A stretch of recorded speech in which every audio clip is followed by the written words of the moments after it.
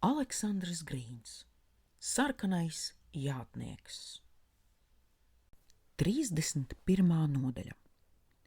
1707. gada augustā ķēniņa armija devās no Sakšu zemes projām. Kā pirmie dragūni, aiz tiem jāja smagie jātnieki, maršēja garie gardi, dārdēdama brauca artilērija, gāja kainieku pulki. Visbeidzot, virzījās vezumi. Un skaļi gavilēja taures, dobji dūcināja bungas. Sarkanos, zilos un dzeltenos lauvas zīmes karogus plandīja siltais labības mēneša vējš. Ķēniņš sākumā jāja karaspēkam nopakaļ. Tad aizauļoja tā kolonnām garām un piepeši pagaisa savu vīru acīm. Vienu pašu virsnieku ņēmis līdzi, viņš bija jājas uz Dresdeni atvadīšanās vizītē. Pie Augusta galvaspilsētas vārtiem Sakšu sargi taisījās abus zviedrus saņemt ciet, jo tie nosaucās izdomātos vārdos un pasu nebija līdzi. Tak tieši tobrīd gadījās braukt garām grāfam Flemingam. Pazinis ķēniņu, tas ieplēta acis, izlaica laukā, sarājas sardzi, atvainojās pats un atkal kāpis karietē, aizbrauca lielā steigā, censdamies tikt sava valdnieka pilī pirms zviedru ķēniņa. Adjutants ierunājās, ka nebūšot labi, bet ķēniņš tikai smējās. Un tad tie jau bija pie pils, atrada kūrfirstu vēl gultā, pie tā grāfieni Kozelu. Un Flemings tikko bijis tur, skrēja prom aizelsies un tieši uz to pusi, kur kazarmas. Brālēni sēdās brokastot. Grāfieni skatījās vairāk logā nekā savā šokolādes tasē, un runīgs bija tikai ķēniņš.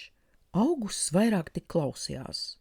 Piebalsoja un svīda lielus sviedrus, par to vien domādams, vai Flemings paspējas pirms brokasta beigām to padarīt, kas nu pat norunāts, un vai tomēr nav par daudz bīstami to darīt. Tad ķēniņš cēlās un teica, ka labprāt gribētu aplūkot radinieka rezidences vaļņus. Tak tik tālu Augusts vairs negribēja viņu laist, un uz vaļņiem jau nepavisam. Tautai redzot, ķēniņu nebija ne ērti, nec gudri likt saņemt ciet, jo kāds redzētājs gan jau tūliņ dotu ziņu zviedru armijai, tās teiktos šurp pirms gūsteknis nogādāts drošībā. Daudz labāk to izdarīt pilsdārzā, kā arī Flemings bija teicis, un Augusts vedināja radu turp, vilinādams ar jaunu rožu šķirņu rādīšanu un laurkokiem, izaugušiem zem klajas debesis. Te ķēniņu neinteresēja rozes, Augusta cildinātie lauri tāpat, un ar katru mazāko mēģinājumu to vest pa citu, nevairs paša iedomāto ceļu, viņā tika pamodināta āža spīds. Mīļo brālēn, ķēniņš teica, es neesmu nācis ostīt jūsu dārza smaržas, bet apskatīt Dresdenes vaļņus, protams, tikai ar jūsu laipnu atļauju. Un Augustam vajadzēja to vest un radam rādīt pilsētas nocietinājumus. Uz glasis ar Augustu ticis, ķēniņš šo to lielija, vairāk pēla. Tad atskatījās, kļuva kluss un pielika roku pie garā narvas zobena.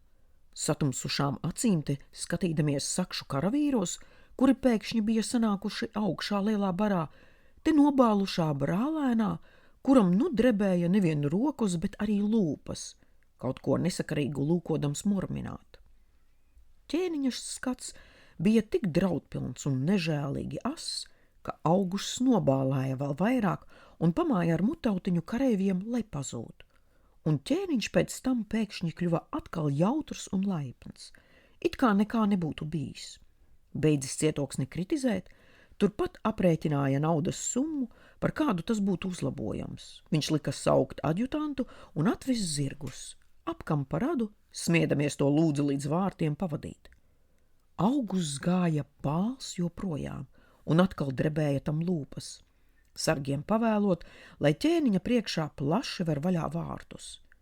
Pamājis ar roku, ķēniņš pasmējās, paskatījās uz zaldātu, vēl pilnajiem bastioniem un brālēnā, pie kura pat labam pieskrēja Flemings, no dusmām un nesaprašanas sarkanzils, un atkal iesmējies palaida lēkšos rumaku.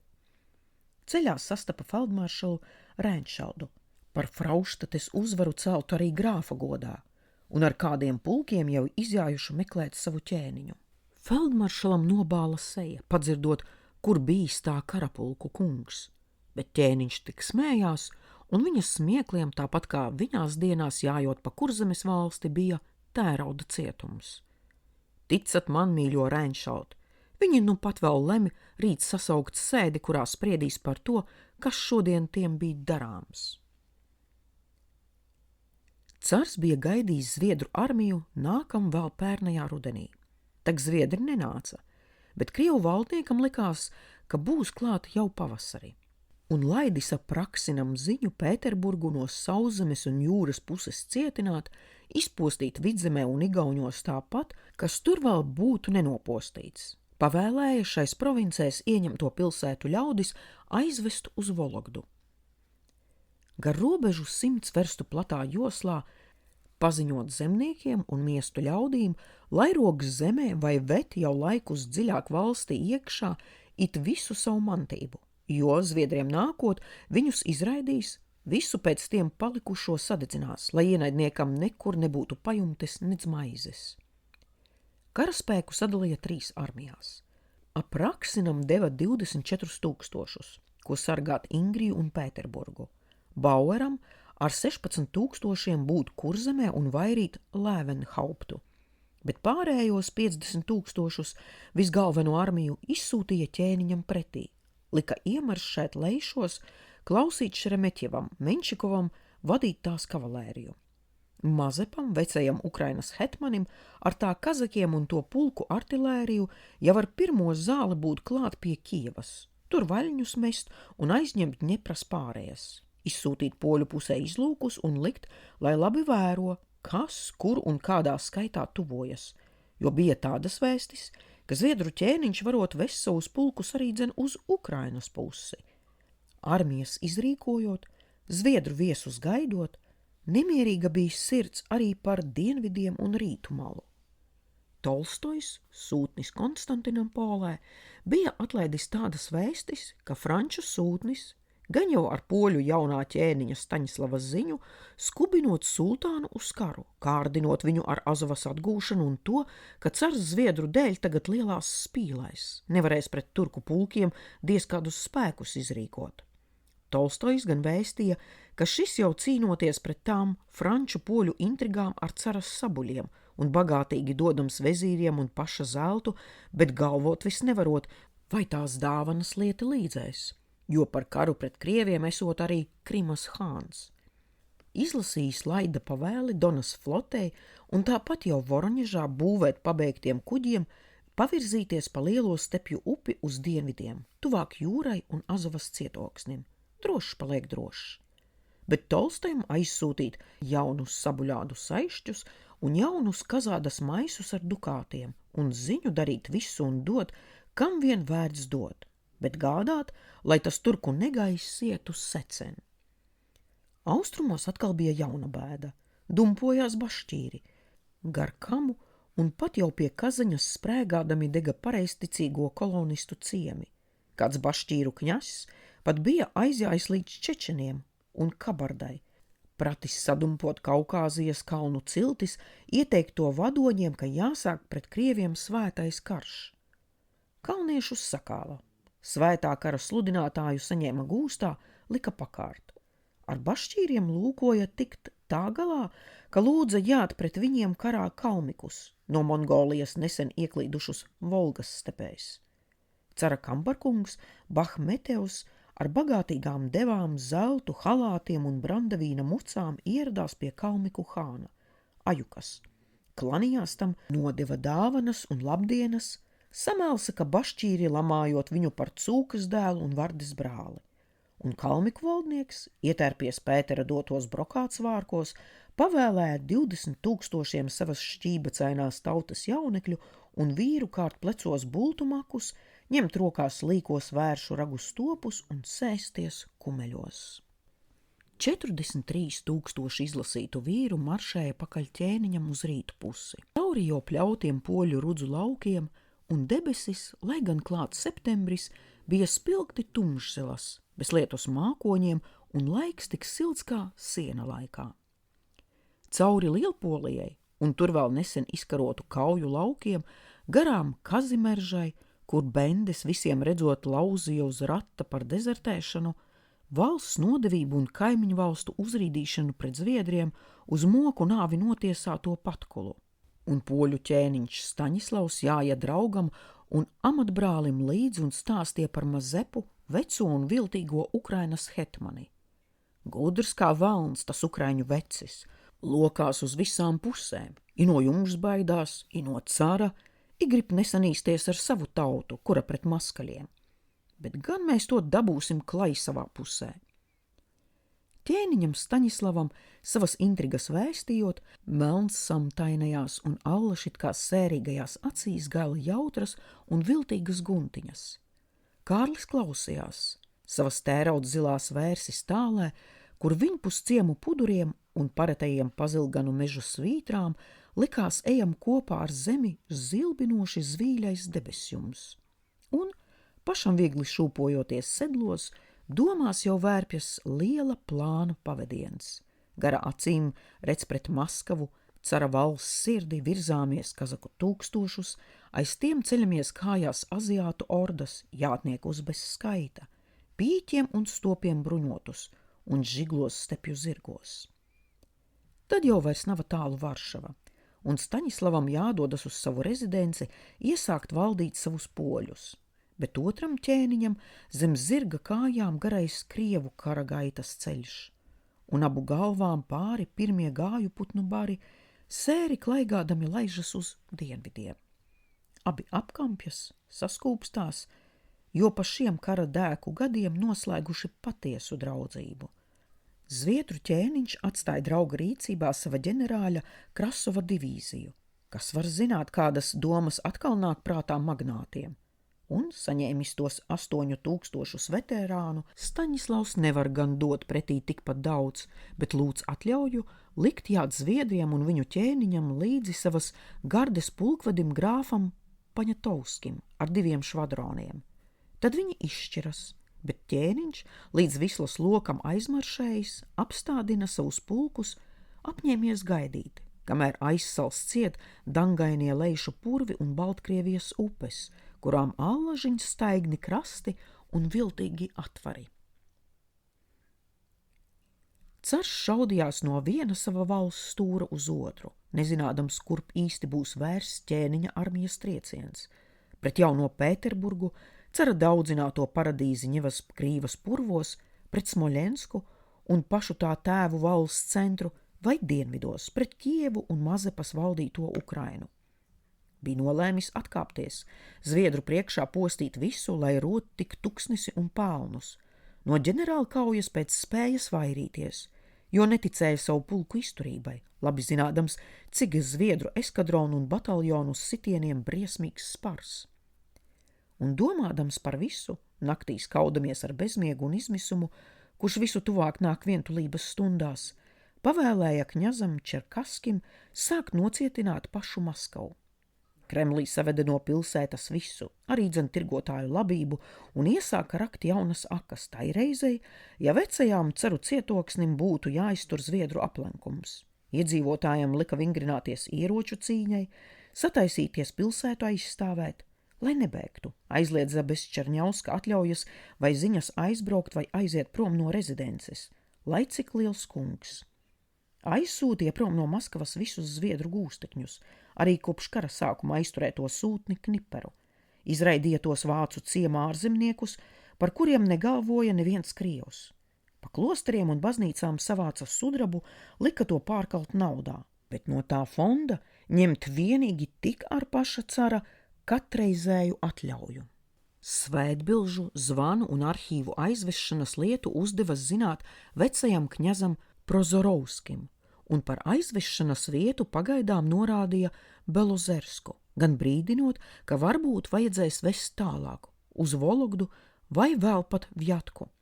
Visu 1707. gadu, 1708. gada ziemu ap Maskavu strādāja daudzi tūkstoši klaušnieku, uzmestami augstākus zemesvaļņus, dziļākus vēl ragdami grāvjus, un darbos ikdienas vajadzēja būt pa vīrieša cilvēkam no katriem 3 skursteņiem.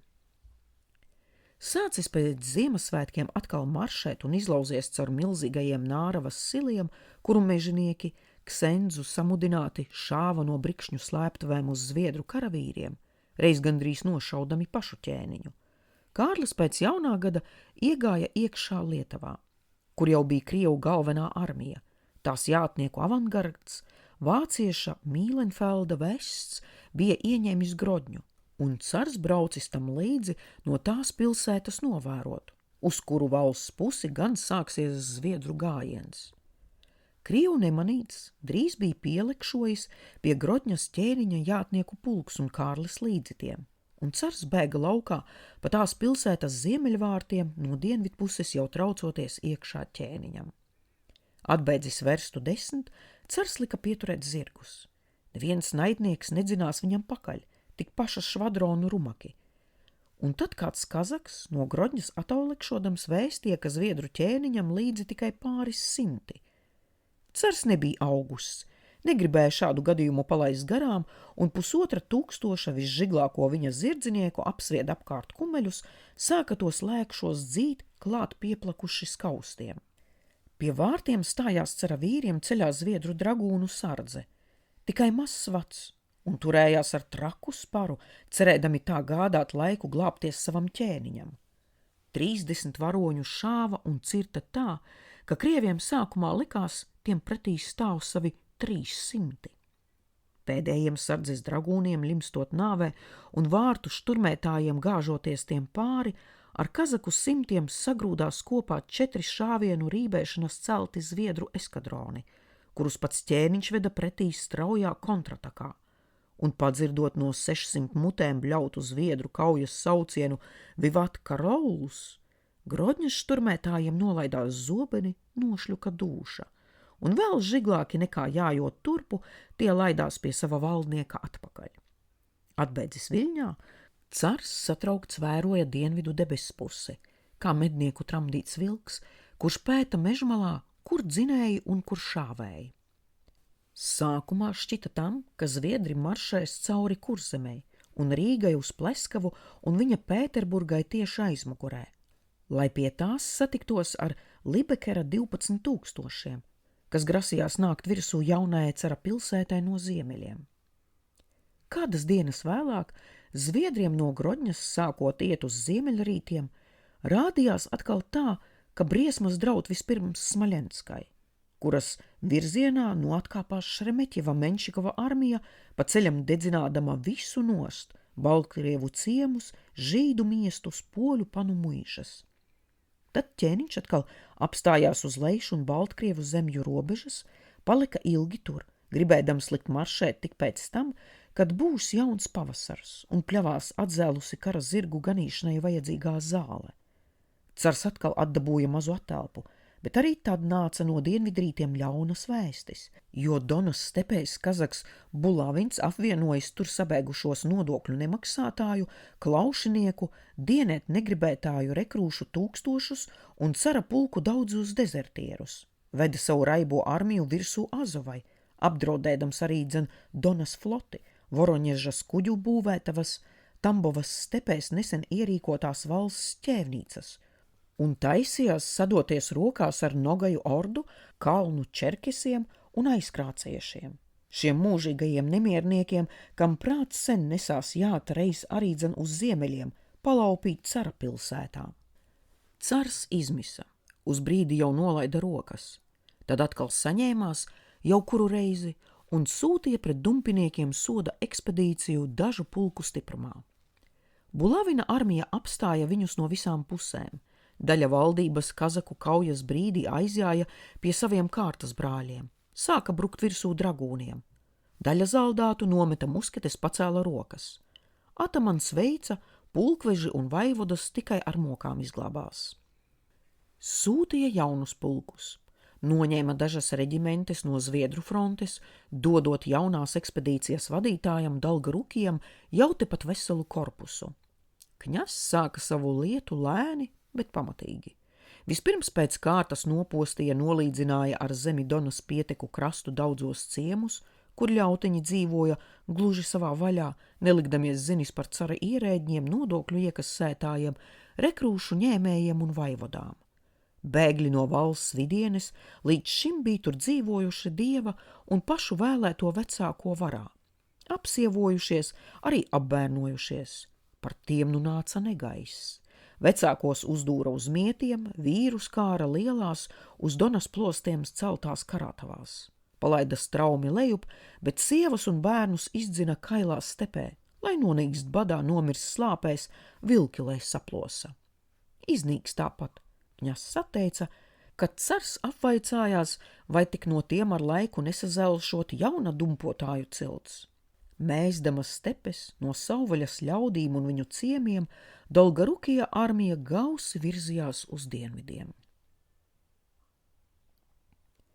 Pirms Jāņu dienas Zviedru armija piecēlās no saviem ziemas un pavasara mitekļiem Leišu zemē, sāka atkal maršēt uz austrumiem, un ķēniņa galvā jau bija galīgi izveidojies Krievijas sagraušanas kara lielais plāns. Viņš pats ar galvenajiem spēkiem ies tieši uz rītiem Maskavas virzienā.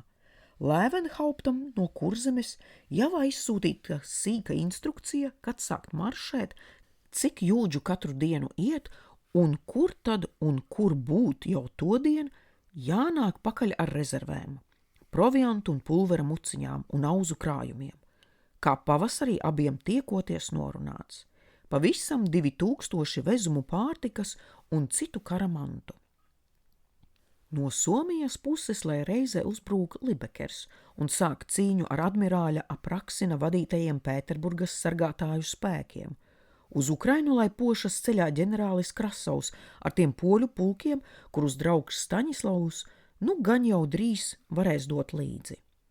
Ukrainā viņus kā draugus saņems pret caru sacelties tās hetmanis Mazepa, ar kuru Staņislavam un Pīperam nu jau viss norunāts. Un vecais viltnieks varēs vilkt uz rītiem, un cara valsts rēķina savas Ukrainas robežas tik tālu, cik pats gribēs, jo hetmanim jāskarā pret Maskavu līdzi 30 000 kazaku. Tā bija teicis Zviedriem Orliks, Mazepas sekretārs un vistuvākais uzticības vīrs. Un Baturinā, Mazepa galvenajā cietoksnī, tam Ukrainas brīvības karam un tā talciniekiem laikus jau savākts proviants un munīcija. Lai tik nāk zviedru viesi, būs gana ko ēst un šaut. Turpat aiz Ukrainas, Dņepras salās, ap kurām krācis griež putu vainagus, bīstamas viņu nepazinējiem, laizdamas pāri tikai aizkrāciešu laivas, mīt varena un sen slavena dēkaiņu cilts, gaidīdama tik jaunā kara ziņu, un vēl tālāk aiz aizkrācis un dūņainajiem Azavas jūras niedru krastiem Donas stepēs jau pacelts dumpja karoks, ar cara pulkiem karo Kazaks Bulavins. Ap visu šo plašo cara valsti, no zaļganajiem Lādugas ezera ūdeņiem līdz pašai Krimai, jau apjos svarens loks, tam savelkoties aizvien ciešāk, nožņaudzot katru pretestību, virzoties pretī Maskavai un pāri viņas drīzām drupām. Caram ir jāiet bojā, tā valstī jāsaļimst. Caur ļaužu tūkstošiem, kazaku izpostītiem novadiem, kur nekas ēdams nebija dabūjams un maitām piemētātas visas akas, ķēniņš ar viņa pulkiem virzījās no Lietavas uz rītu pusi, un priekšā, pa labi un pa kreisi, visur bija redzami ugunsgrēku dūmi, naktīs aiz blāzmas sarkans gaiss. Gāja bez ceļiem, traukdamies tieši pretī tai vietai, kur saule lec, naktīs gaitas virzienu pārbaudīdami pēc zvaigžņu zīmēm. Sapieri pa priekšu, līzdami kokus un pataisīdami purviem pāri baļķu tiltus, pa kuriem cilvēkiem, tāpat zirgiem ejot, acis ēda vai laukā odu mākoņi, aiztumšodami dienas gaismu. No priežu siliem vairījās, jo vienā tādu mežu malā ieejot, otrā jau sāka laizīt stumbrus, lēkāt pa viršiem kazaku palaistu liesmu mēles. Pienāca pie Brezinas, kuras īsto pāreju bija aizņēmis Krievu korpuss. Apgāja to, izbrizdami caur jaunām dangām, jauniem slīkšņiem, pārcēlās citā vietā pāri atvarainai Maldu purvu upei, uzgrūdās viņā malā virsū cara armijai, stājušai muklāju sektās pozīcijās pie Golovšķinas ciema. Brienot no frontes un no flanka tām klāt, Krievu kartečēm šmīkstot pamežā un sviežot gaisā dūņu šaltis, ķēniņš atkal bija līdzi pirmajām rindām un, atdevis ievainotajam adjutantam savu zirgu, cīnījās kājām, skrēja grenadieriem līdzi durkļu cīniņā. Krievi atkāpās atkal jau uz rītiem, un, pienākot ķēniņa armijas avangardam pie Moģiļevas, aiz platās Dņepras, tā vakarsaulē pasarkani vizēdama, lēni vēla viļņus stāvos mālu krastos.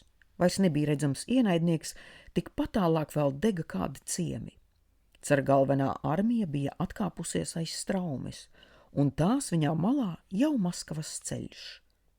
Ak, kaut jau tūliņ tagad būtu klāt Vēlenhaupts, kuram tak tieši te pavēlēts pievienoties ķēniņa armijai. Tad tūliņ varētu sākties kara pēdējais cēliens, gājiens un steigsmainot cara valsts galvaspilsētu, kuras neskaitāmo baznīcu kupolus ķēniņš un viņa varoņi jau sapņos redz zeltaini zvīļojam virs priežu silu galiem.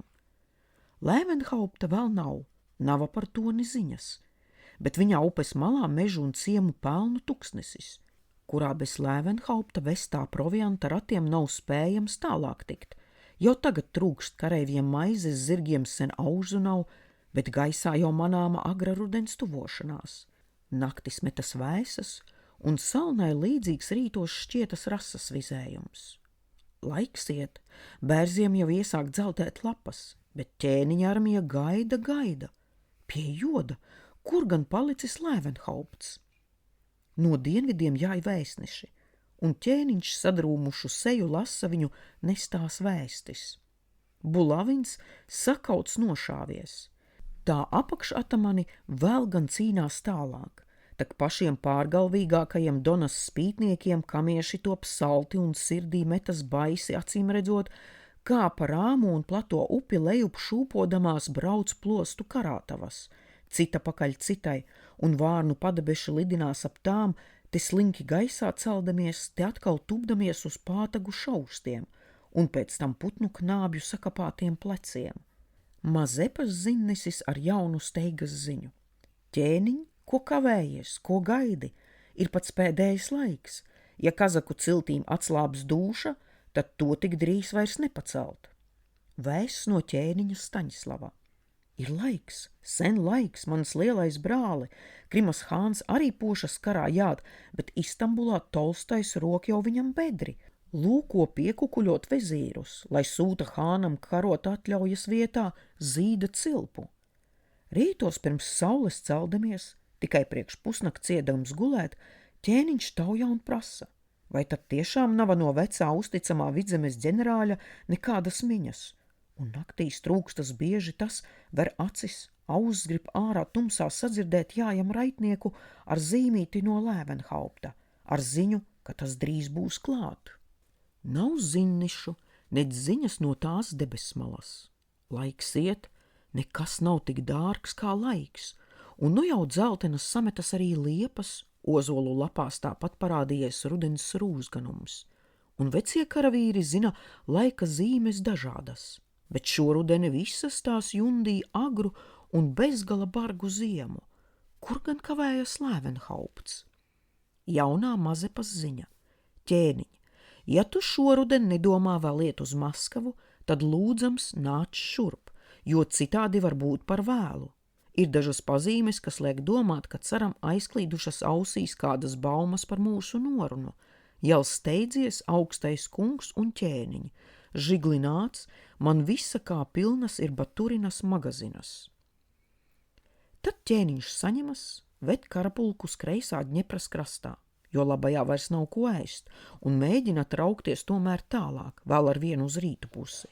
Un pie Dobrojeves ciema, tumšā silā ar krieviem sagrūžas pēkšņā tūciņā ķēniņa vadīts avangards. Pa silu grūti jāt. Priekšgalā tāpēc kainieki, vecais austrumgotu pulks, un tā rindas tagad iesāk retināt biezoknī neredzamo pretinieku lodes. Durkli uz rokas, tūciņā, marš! Visa egliena liekas špļaujam nāves uguni, nekas nav redzams. Pirmajā skrējienā jau sajūg durkļu kaujas meklētāju rindas. jūkrotas, tumšzaļajās skuju jūrā pagaist veseli vadi, un joprojām nemitas visa nāvētāja ložu krusa.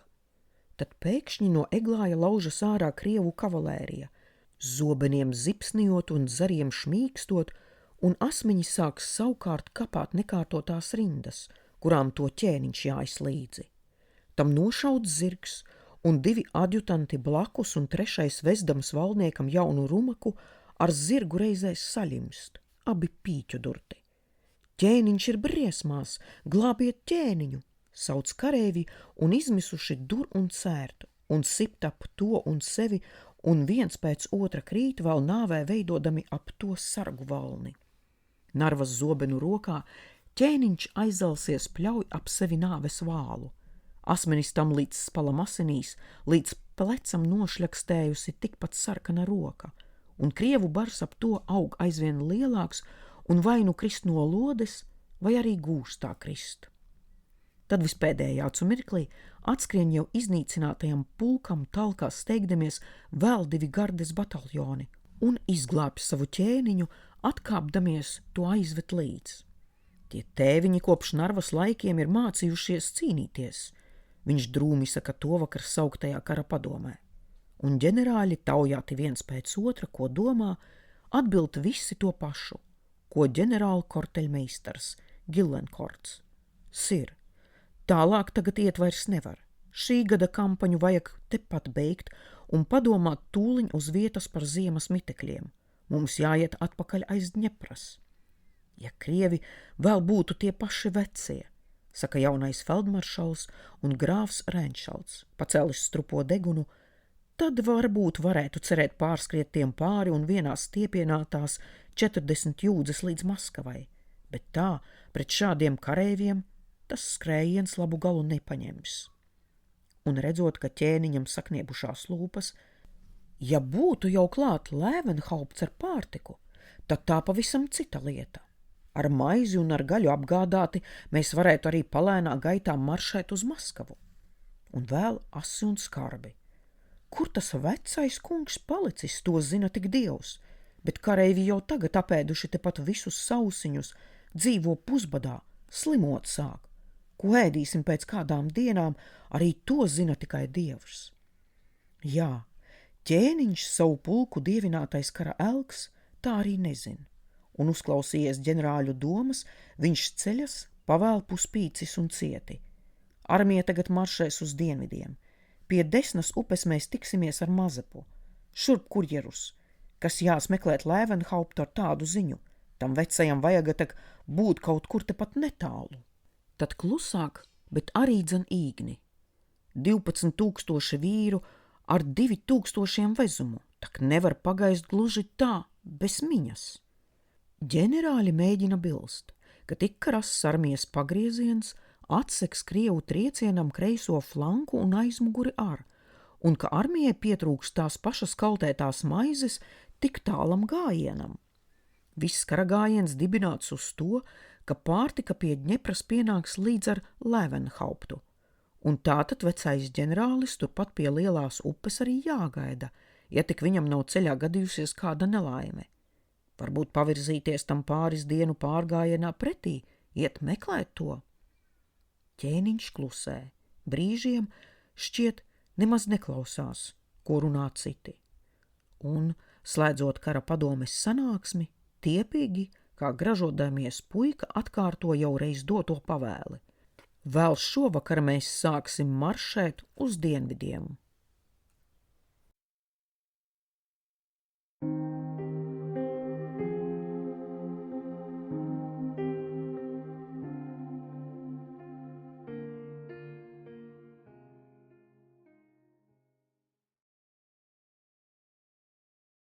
Trīsdesmit otrā nodaļa. Lēvenhaupts agrā pavasarī atjājas atpakaļ Rīgā no Leišiem, un tur bijušās satikšanās ar ķēniņu steidzīgi sāka vākt kopā zirgus, pajūgus, ratus un pašus šķūtniekus milzīgās Zviedru armijas transporta vešanai, un tāpat gādāt pārtiku savējiem un ķēniņa vestiem karavīriem, auzas to zirgiem, pulveri lielgabaliem un bisēm un kažokus, ko apvilkt mugurā. Tāpat jaunus apavus kareiviem, ko aut kājās, kad krievos ejot iekšā pienāks bargā krievu ziema, un labi bija ielāgojis ķēniņa sacīto. Grāf Levenhaupt, uz jums, manu vecāko ģenerāli, es tagad lieku gandrīz visas savas cerības. Jūsu vezumi būs mums citiem pats galvenais balsts, maršējot uz Maskavu. Ģenerālis gaidīja savas iešanas vēsti jau maija beigās, kā ķēniņš bija apmēram minējis, nosolīdamies aizlaist ar zinnesi ziņu, bet gaidiet to vēsti nemierīgs, jo lielo pārtikas lērumu un tāpat šķūtis tā vešanai bija gaužām grūti sadabūt. Vidzeme Krievu izpostīta līdz beidzamam, un arī Lielkungu valsti tukšojuši gan zviedri, gan krievi, iedami tai cauri jau kuru reizi, paņemdami kas tik nesams vai vedams. Vāca un krāja kopā nepiekusis, gan pirka, gan rekvizēja, bet vēl ar vien nebija pilni visi 2000 milzīgajam transportam nozīmēto ratu, lai gan šķūtnieki jau sadzīti no Kurzemes, no Žemaitijas un Rīgai tuvākajiem vēl krievu neizsirtiem Vidzemes jūrmalas novadiem. Tad, jau pēc Jāņiem, ar kādu pieklīdušu šļachteču pienāca tāda ziņa. Ķēniņš jau pilnā gājienā, izgājis gandrīz pirms Jāņu dienas un nu būs turpat pie Berezinas. Levenhaupts pirmā acu mirklī saķēra galvu, nobālēja viss. Ķēniņa armija jau iet uz Krievzemi, iet kādu nedēļu, bet viņam vēl nav savākts tik daudz, cik vajaga, lai armiju varētu tur Krievu silos mitināt. Kā nu to visu sasteigt un kā panākt savējos, kas varbūt jau drīz būs pie Dņepras, lielās upes, kuras krastos ķēniņš bija gribējis ar Levenhauptu un viņa vesto transportu satikties? Un kur gan palicis ķēniņa raitnieks?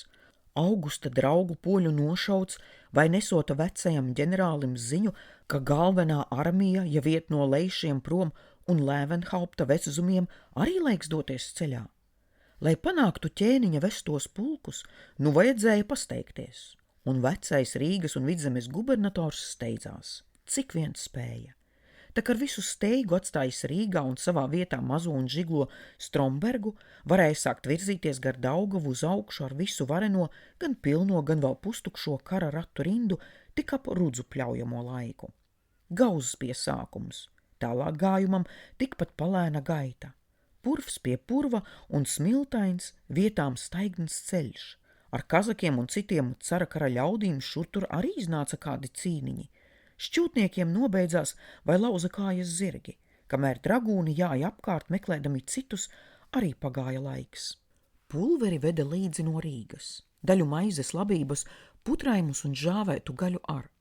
Leišos un Baltkrievos vēl šur tur pa ceļam pievāca tikko nopļautos rudzus. Lika kareiviem tos naktī kult, bērt maisos un kraut vezumos, kur vēl bija vietas. Viļņā savāca brangi daudz vadmalas un aitu ādu un tāpat šā tā cita, kas varēja būt karavīriem vajadzīgs gan iztikai, gan glābiņam no tuvās ziemas sala. Par visu domāja vecais, visu apsvēra tā vērienīgais, jaunībā 4 universitātēs studējot asinātais prāts. Visu redzēja tā sērīgās acis. Beidzot jau vairāk nekā nevarēja ņemt, nec kraut, jo virzīšanās gausums taisījās kļūt vēl gausāks, un šķūtniekiem sāka lūst ratu asis. Pie Dņepras ar ķēniņu norunātā vietā aizkļuva tik ap to laiku, kad koki jau sāk nobirdināt lapas un zvaigznes bariem bird, un pie Šklovas miesta sastapa ķēniņa izsūtītus jātniekus, kuri teica, ka ķēniņš esot jau kopš 3 dienām ar visu armiju pagriezies uz dienvidiem un Kazaku zemes Ukrainas pusi. Un sacījis vēl tā, ja gausais ģenerālis Levenhaupts vēl neesot gluži nozudis no zemes virsas un kādreiz atkuļoties, lai tad ejot vien uz to pašu debesmalu, kurp aizgājis ķēniņa vestais karaspēks. Paši no sevis jātnieki vēl pastāstīja, ka tepat aiz lielās upes, nu jau starp Levenhauptu un ķēniņu esot krievu pulks vai biess. Tad mēs esam pagalam. Vecajam iedrebējās viņa plānās lūpas, cieši savilkās kopā pasirmi uzači, un visu nakti domāja par to, kas tagad būs ar viņa vezumiem un kas notiks ar tā ķēniņu bez tiem. Nevarēja aizdarīt acu, vaidēja viens un grūši pūta, un rīta agrumā virsnieki ieraudzīja, ka pasirmais to ģenerālis naktī kļuvis pavisam jau baltu galvu. Tad saslējās, kā ņemdams plecos visu savu 2000 ratu smagumu un sāka gudrot, kā tam cara armijai garām tikt. Starp ķēniņu un viņu nu jau 2 lielas upes, Dņepra un Soža, vidū starp tām abām Krievu galvenais karaspēks. Un Lēvenhauptam tik 12 000 vīru, kājnieku vairums, nesen ņemti rekrūši. Un tie vezumi, ak šie vezumi, kurus pametot dieva ziņā vai sagāžot Dņeprā ģenerāļa vestie veco dragūnu švadroni un jauno muskitēru bataljoni, varētu izglābties. Bet bez tiem vezumiem ķēniņa armija var aiziet bojā, ja pēdējā mirklī vēl nenotiek kāds brīnums. Iet gar Dņepras labo krastu uz dienvidiem un lejup nevar, tur slīkšņu purvi, nava ceļu un tādi muklāji, kur cilvēks no pasaules radīšanas nav spēris kāju, jo akacis visur, dūņu bezdibeņi un rāvas murdēšana. Tur tikai dzērvēm pāriet. Lēvenhauptam tur nogrimtu vezumi karaspēks. Jālūko vien iet pāri Dņeprai, maršēt pa tās kreiso un sausāko krastu. Varbūt Dievs visuvarenais, kuru Lēvenhaupts nu lūdz tik sirsnīgi, kā vēl nekad savā pagarajā mūžā nav lūdzis, lai gan ir dziļi dievbīgs vīrs, šoreiz to paglābs. Palīdzēs nemanītam pakļūt garām cara armijai. Varbūt ķēniņš vēl apdomāsies, pagriezīs savus pulkus atpakaļ? Varbūt.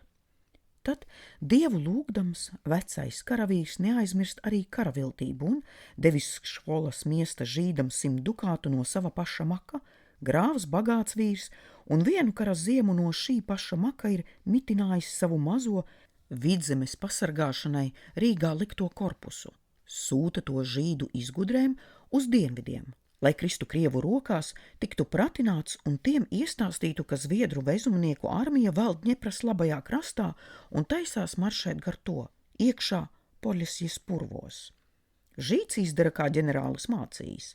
Krievi pirmajā steigā notic, un cara korpusi sagriežas pret ziemeļiem, sāk doties pāri Dņeprai, iet ķert Lēvenhauptu un tā vezumus, kamēr tas ar saviem transportiem un citā vietā arī ceļas pāri upei, cerēdams nu tikt projām un pie ķēniņa.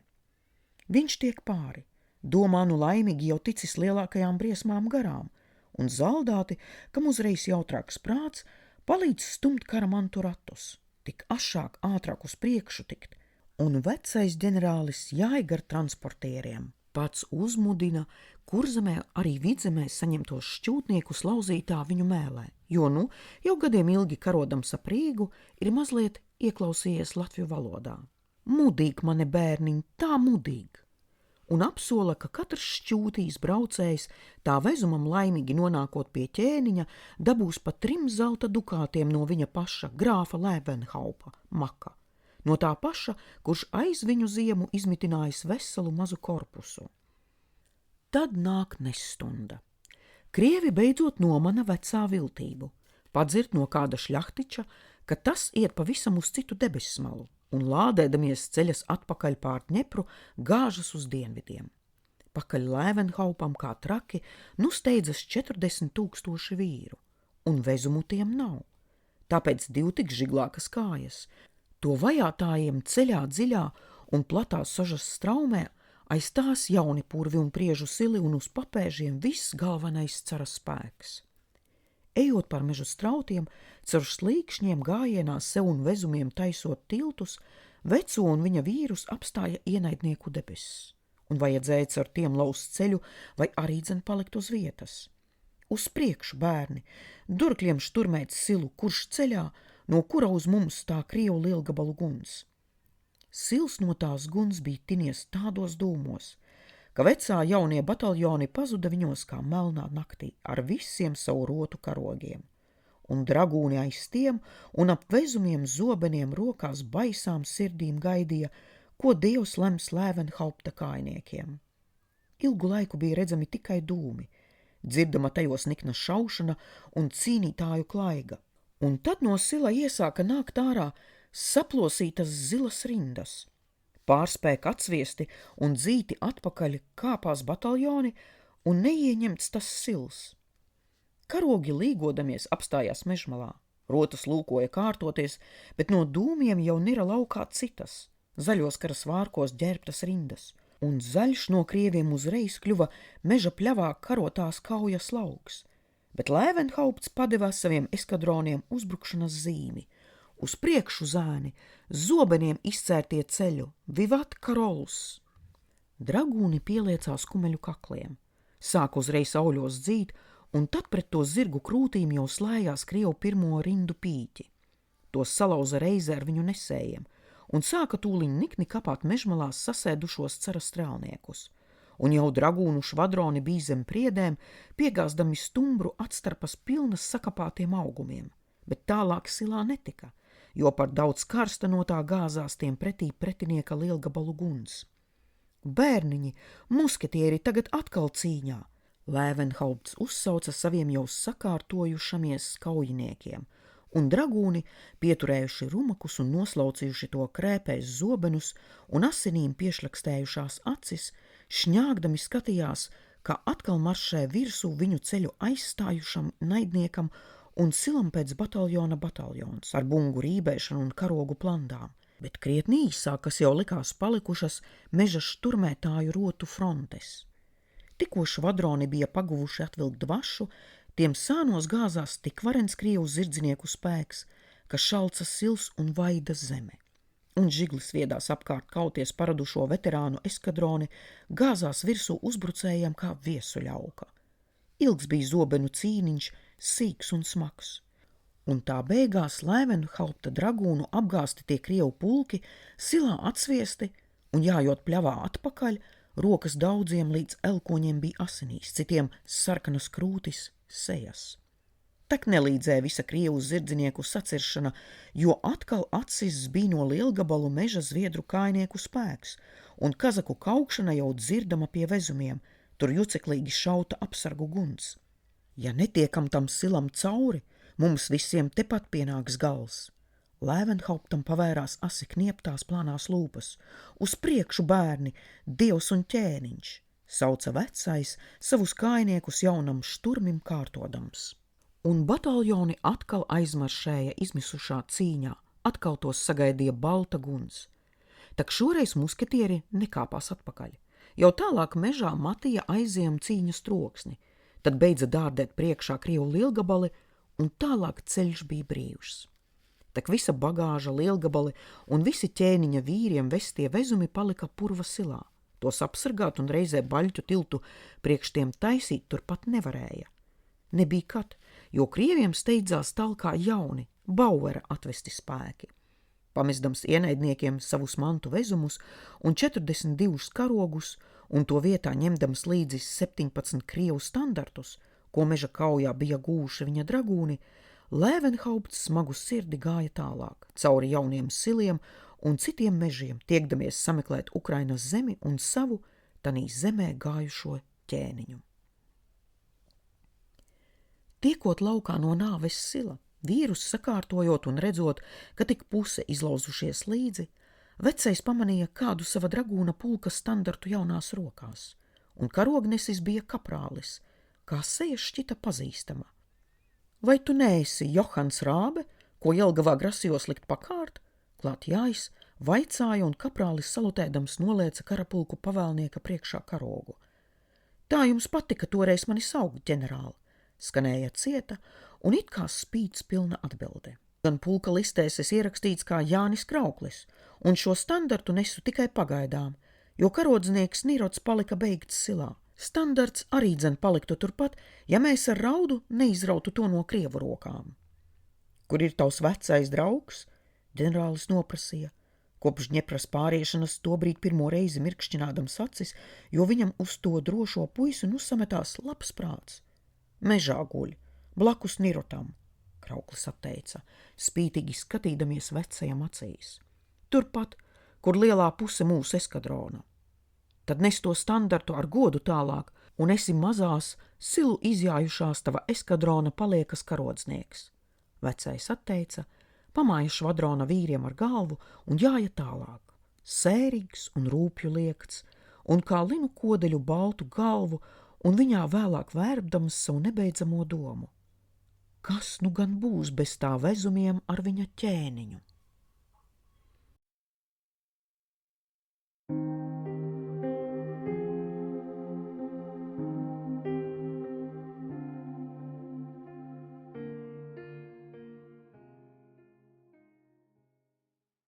33. nodaļa. Ķēniņa armija, izbridusi Dangu Dangas un vilku pilnus silus, ar pirmajām salnām nonāca pie Desnas upes, sākdama tur sagaidīt Mazepas solītos kazaku tūkstošus un atkopdamās ar to proviantu, ko paslepen jau bija atsūtījis pretī vecais hetmanis. Bet maz bija sūtīts, pārtikas joprojām maz. Ķēniņu tāpat citus māca nemiers, par vezumiem un Lēvenhauptu vēl nekādas ziņas. Un vienam esot, Kārlim bālēja vaigi, smaga bija sirds, to dienu iedomājot, kurā bija pēkšņi pats ietiepdamies sajaucis savu lielo plānu. Tad atkal cēlās pašlepnums un spīts un attaisnoja viņu savās pašacīs. Nekas ar šo plānu maiņu nav pazaudēts. Ziema rādās būs agri klāt, un tiešām gājienam uz Maskavu jau tā kā tā bija par vēlu. Labāk tad pārziemot bagātajā kazaku zemē, nekā tur augšā, purvainajos Ņepras mežos. Dvēsele atspirga, pats lūkoja izlikties jautrs, bet galvā nerimdama nāca doma: augstais dievs, kur gan tagad varētu būt Lēvenhaupts? Veļu mēnesis drīz būs galā, visi ceļi pilni ozolu un liepu lapu, kļavām notraukts to zeltainums un gaisos asi vēji. Un tad piepeši ķēniņa pulku nometnē pūš trauksmi. Tuvojas gara kolonna, priekšgalā jātnieki, kuri nu iesāk rikšot šurpu. Mazepas daudzinātā kazaku armija? Nē, pašu zemes ļaudis, Lēvenhaupts, un vīri skrien kopā no visām nometnes malām. Apstāja līdz nāvei nogurušos un iekritušiem vaigiem kājniekus un īgnos dragūnus, kuru pavēlnieks, nu pavisam salīcis un sirms, ir pazudis ķēniņa teltī. Brītiņu tie vēro viens otru klusēdami, un ķēniņš jau no acīm redz, ka vecais nenes viņam labas vēstis. Un pēkšņi sirds sākusi straujāk sisties, saltāks reizēs šķiet kļuvis teltī gaiss. Lēvenhaupts vēl ar vien salutēdams mēmi skatās ķēniņā. Sērīgajās acīs tam asaras, bet mati balti, ka drīz gaidāmais sniegs. Majestāt, nu Lēvenhaupt, majestāt, mums ceļā gadījās nelaime. Vecais niknākajā ugunī stingrais vīrs gatavs sāks šņukstēt. Lēvenhaupt, saņemieties, runājiet kā vīrs, nelaime jau var katram gadīties, arī bez paša vainas. Klusums, kurā viens slauka acis, otrs kodīja lūpas. Ziņojiet, Lēvenhaupt, teiciet visu un droši, kā karavīrs. Ģenerālis tad saņemas un iesāk savu bēdu stāstu.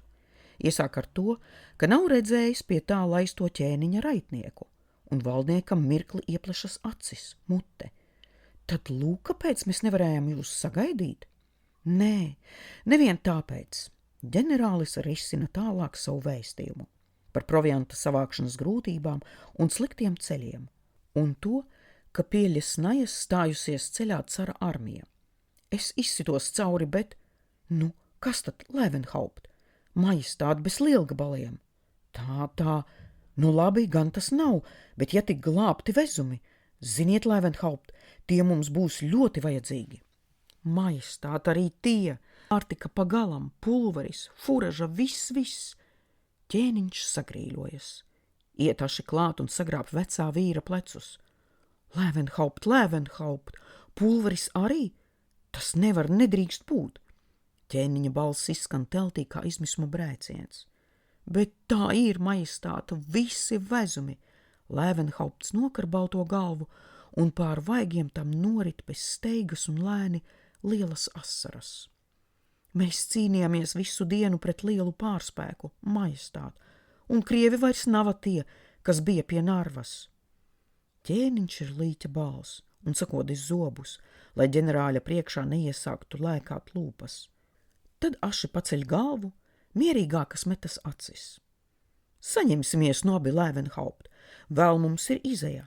Mazepam tā turinās savākts tik daudz pārtikas, ka pietiks visai ziemai. Un pulveri lūkosim paši pa ziemu samalt, cik tik vajagā. Pēc 6 dienām atkal jauna bēdu vēsts. Libekera gājiens Ingrijā nav laimējies.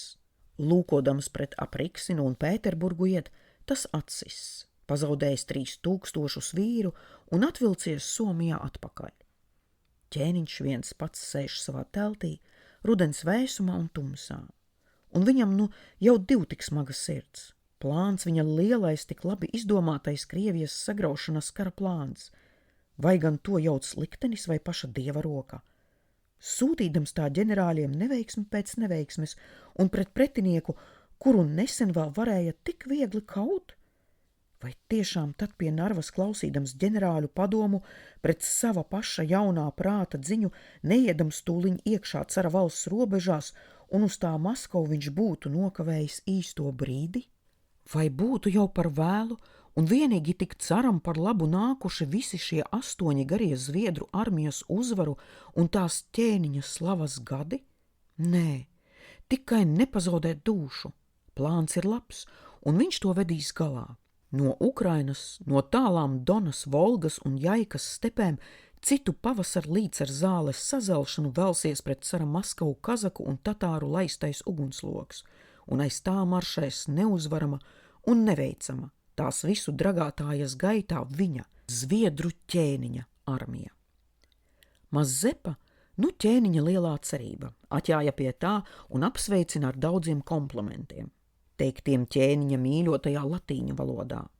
Un, kamēr sirmūsainais hetmanis uzskaita visus zviedru, gotu, vandāļu un citus ķēniņa tituļus, Kārlis var labi vērot vecā grumbu izvagoto seju. 7. gadu desmitam par spīti vēl ar vien jaunās acis un zeltīto amatzizli, ko hetmanis ir paturējis rokā, ķēniņa priekšā nokāpdams no sava baltā arābu sugas kumeļa. Mazepa zvēr mūžīgu uzticību tā zemes glābējam, un ķēniņš dod viņam savu ķēniņa vārdu, ka agrāk tas ieročus nenoliks pirms Ukraina nebūs palikusi par brīvas tautas valsti.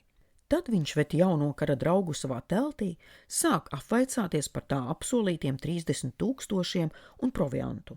Nē, šobrīd hetmanim ir atjājuši līdz tikai 3000 tā kazaku, bet citi celsies kājās, līdz ko būs tiem laists Mazepas manifests, un proviants, kā jau ķēniņam agrāk ziņots, savests Baturinā.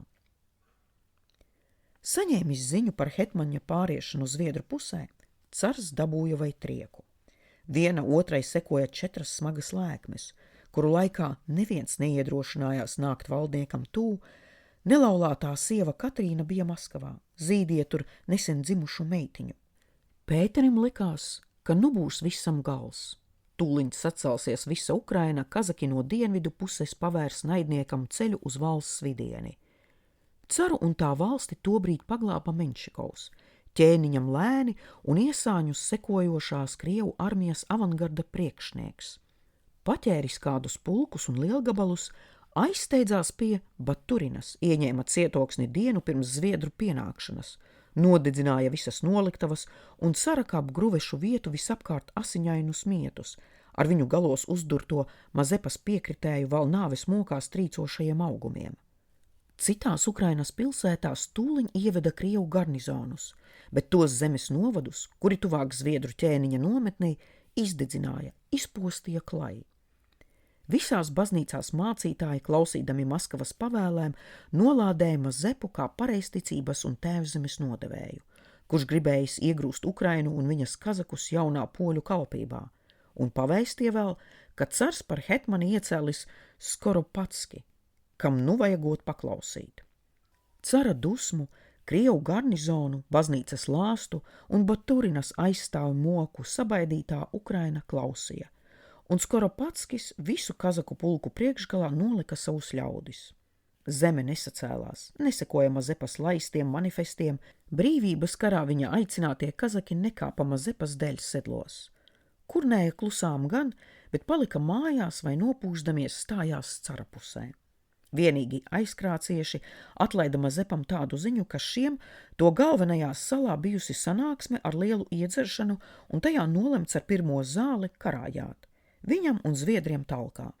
Tak līdz pirmajai zālē bija ko gaidīt, veco pat sāka sekt sniegs. Bezgala barga bija tā ziema, naktīs apkārt mēnesim sala loki, un dienas stundās sava dūmakām cauri gandrīz vairs nesaredzams saules vaigs. Saplaisāja zeme, lauskis par zibeni vēl bargāk saskaldīja koku stumbrus, visa pasaule bija kā miroņauts. Elpa sasala ledus adatās, tikko izdvašota no mutes. Ķēniņa kancelēs traksvežiem ik rītu bija jāatkausē tinte. Pulku mācītājiem, pieņemot zaldātus pie dievgalda, sākot tiem dot no sēnelām un auzām ceptu dievmaizi, citādu miltu nebija vairs. Biķerī jau bija sasalis vīns. Kaprāļi, iedami lūkot apsargus, atrada zemē piesalušus viņu posteņos muskitējiem sastingušās rokas. Trīcēdami plānajos vasaras tērpos, lupatās tītām kājām, kareivji un virsnieki spiedās ap gunskuriem, sniegā kurtiem no noplēstajiem māju jumtiem. Kad dzisa liesmas, vējš bija izmētājis pagales un plēnis. Siltuma meklētāji palika sēdam turpat, pelēk zilām sejām un jau stiklainām acīm. Tad sāka aurot puteņi, kuriem nebija gala tāpat kā viņu sagrieztajām kupenām. Teltis sabruka zem sniegu nastas smaguma, nometņu ceļus aizpūta tā, ka jātnieki vairs nespēja tikt cauri. Kareivi sāka mirt nevien aiz augstuma un bada no sērgām ar, un dzīvos vēl tāpat pusdzīvos pamazām bija pārņēmis apātijas trulums un apziņa, ka viņiem visiem jāiet bojā, ka tas dieva lemts. Ķēniņš salatiem līdzi, badojās tāpat, dienām ilgi neielicis mutē tās pašas pelomaizes kumosa, un pusdienu panēsājis Mazepas dāvināto kažoku, aizsvieda to kupenā, ieskatījies no sala pusstingušam musketierim acīs. Cerēdams savus mirēja pulkus jau ar kustībām atsildīt, lika sabungot bataljonus, veda tos marša kolonnā pa stepi. Apsaldējuši degunus, ausis un vaigus, kareivi klusēdami gāja pakaļ ķēniņam, ar mokām turēdami musketlaides stīviem, sala tulznu pilniem pirkstiem, un drīz vien sāka streipuļot, daudzi iemiga ejot, nosala ceļmalā. Izmisis ķēniņš izbeidza tos nāves gājienus, vienā vienīgā pazaudējis 2000. Vairs tikai pusē jātnieku bija zirgi. Artilēristu rumaki apēsti sen, un dažs dragūns nīka dienām un naktīm ar zobenu rokās sargādams no bada cietējiem savu kumeļu. Miroņu bija jau tik daudz, zeme tā sasalusi, ka mirušos bēdīja upju āliņģos. Turpat sabāz arī lielāko daļu lielgabalu, jo pulvera un bumbu priekš tiem nebija vairs un tāpat zirgu, kuri vilktu lafetratus. Tanī ļaunajā ziemā ķēniņam palika tikai puse viņa armijas.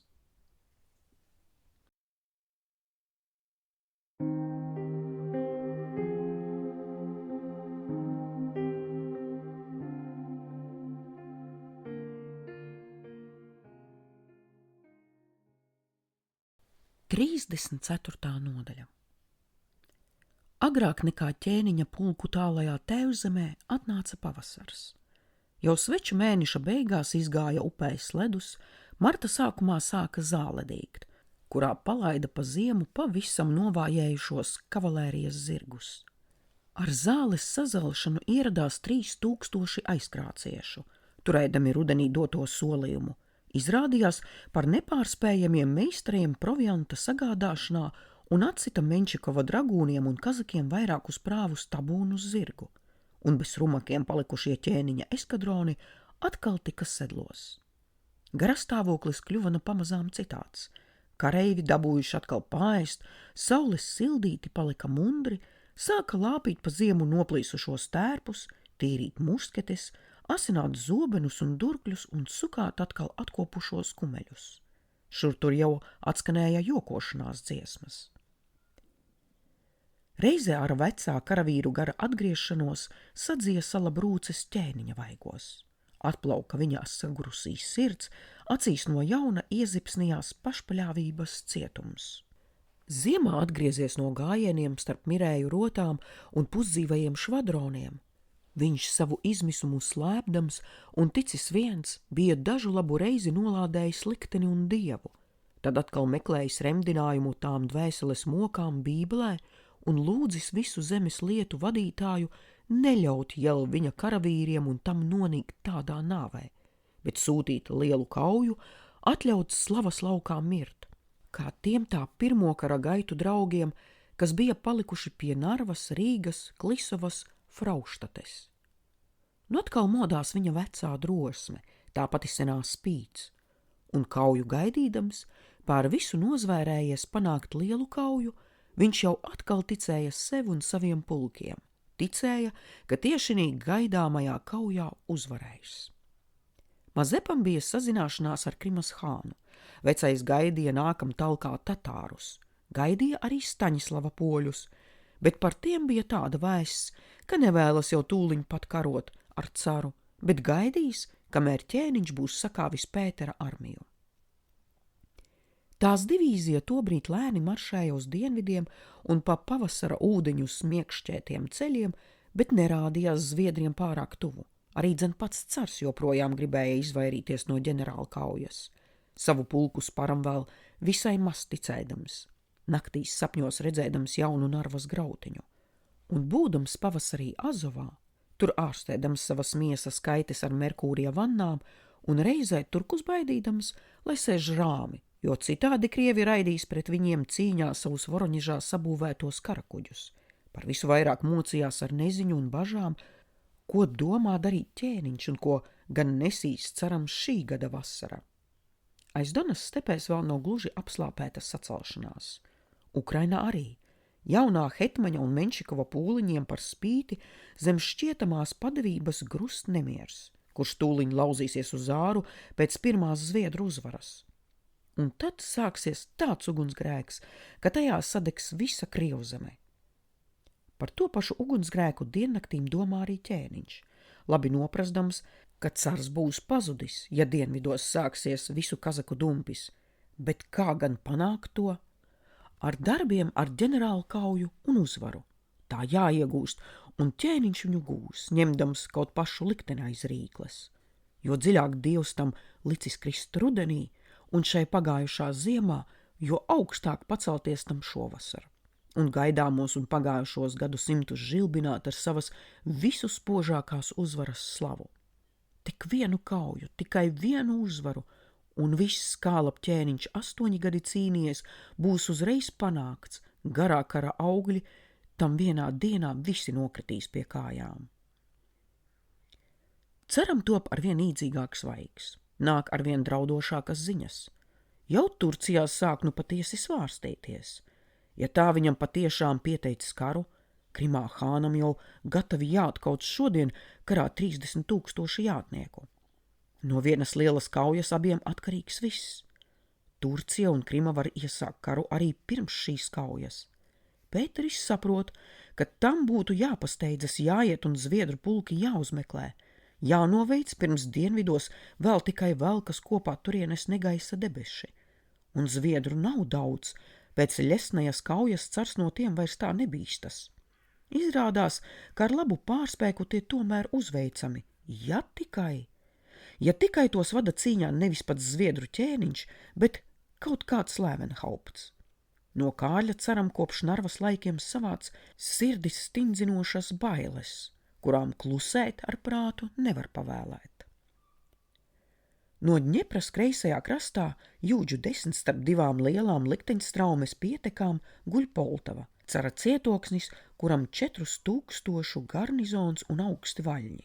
To cietoksni maija beigās sāk aplenkt Zviedru armija, kaut gan ķēniņam vairs tikai 4 lielgabali. Caram jālūko glābt Poltava, jo tā galvenie spēki nav no šenes tālu, teica ķēniņš savam ģenerālu korteļmeistaram Gilenkrokam. Ar to kopā jādams ap Krievu valni, no kura uz tiem šauta slinka guns. Ja neies palīgā, kazaki domās, ka tam no mums bailes, ka cars par mums ir vājāks un sacelsies. Bet ja nāks maistāt, tad mēs to kausim, goda vārds, ķēniņš saka, bet Gilenkroks pakrata galvu.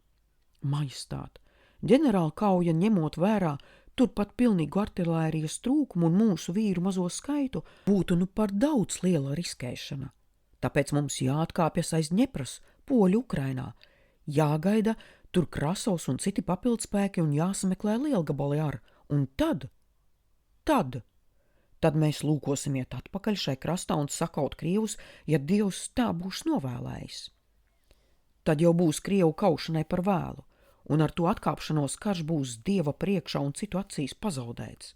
Ķēniņš mēmi saka pats sev un apsviež zirgu. Jāj tik aši prom, ka ģenerālis tikko tiek tam līdzi.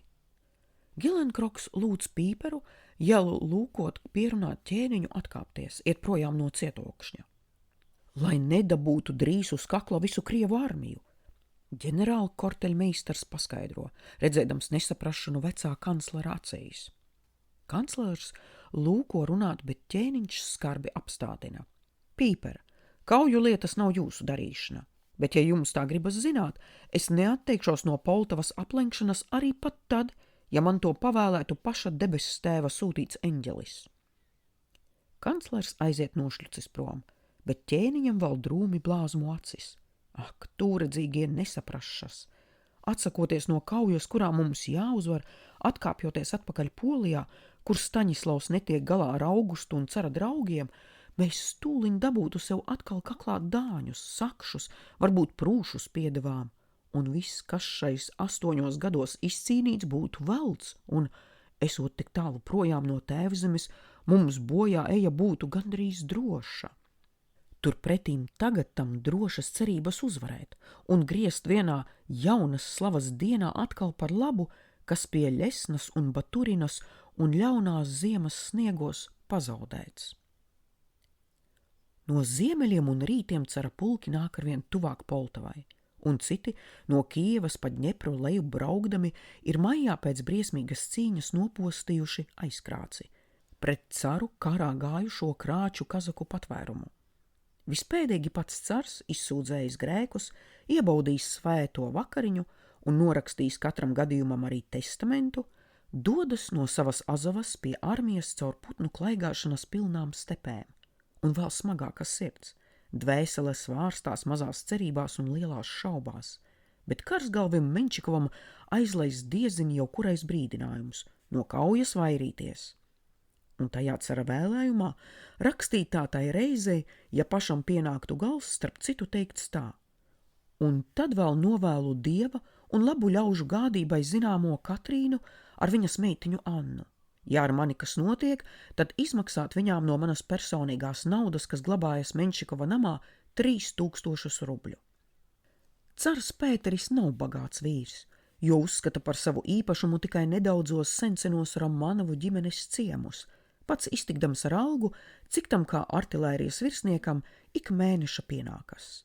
Viss cits tam ir un paliek valsts manta, un tie 3000, ar nāves domām nokaujoties nelaulātai sievai un viņas meitai novēlētie 3000 ir gandrīz viss brīvais paša cara kapitāls.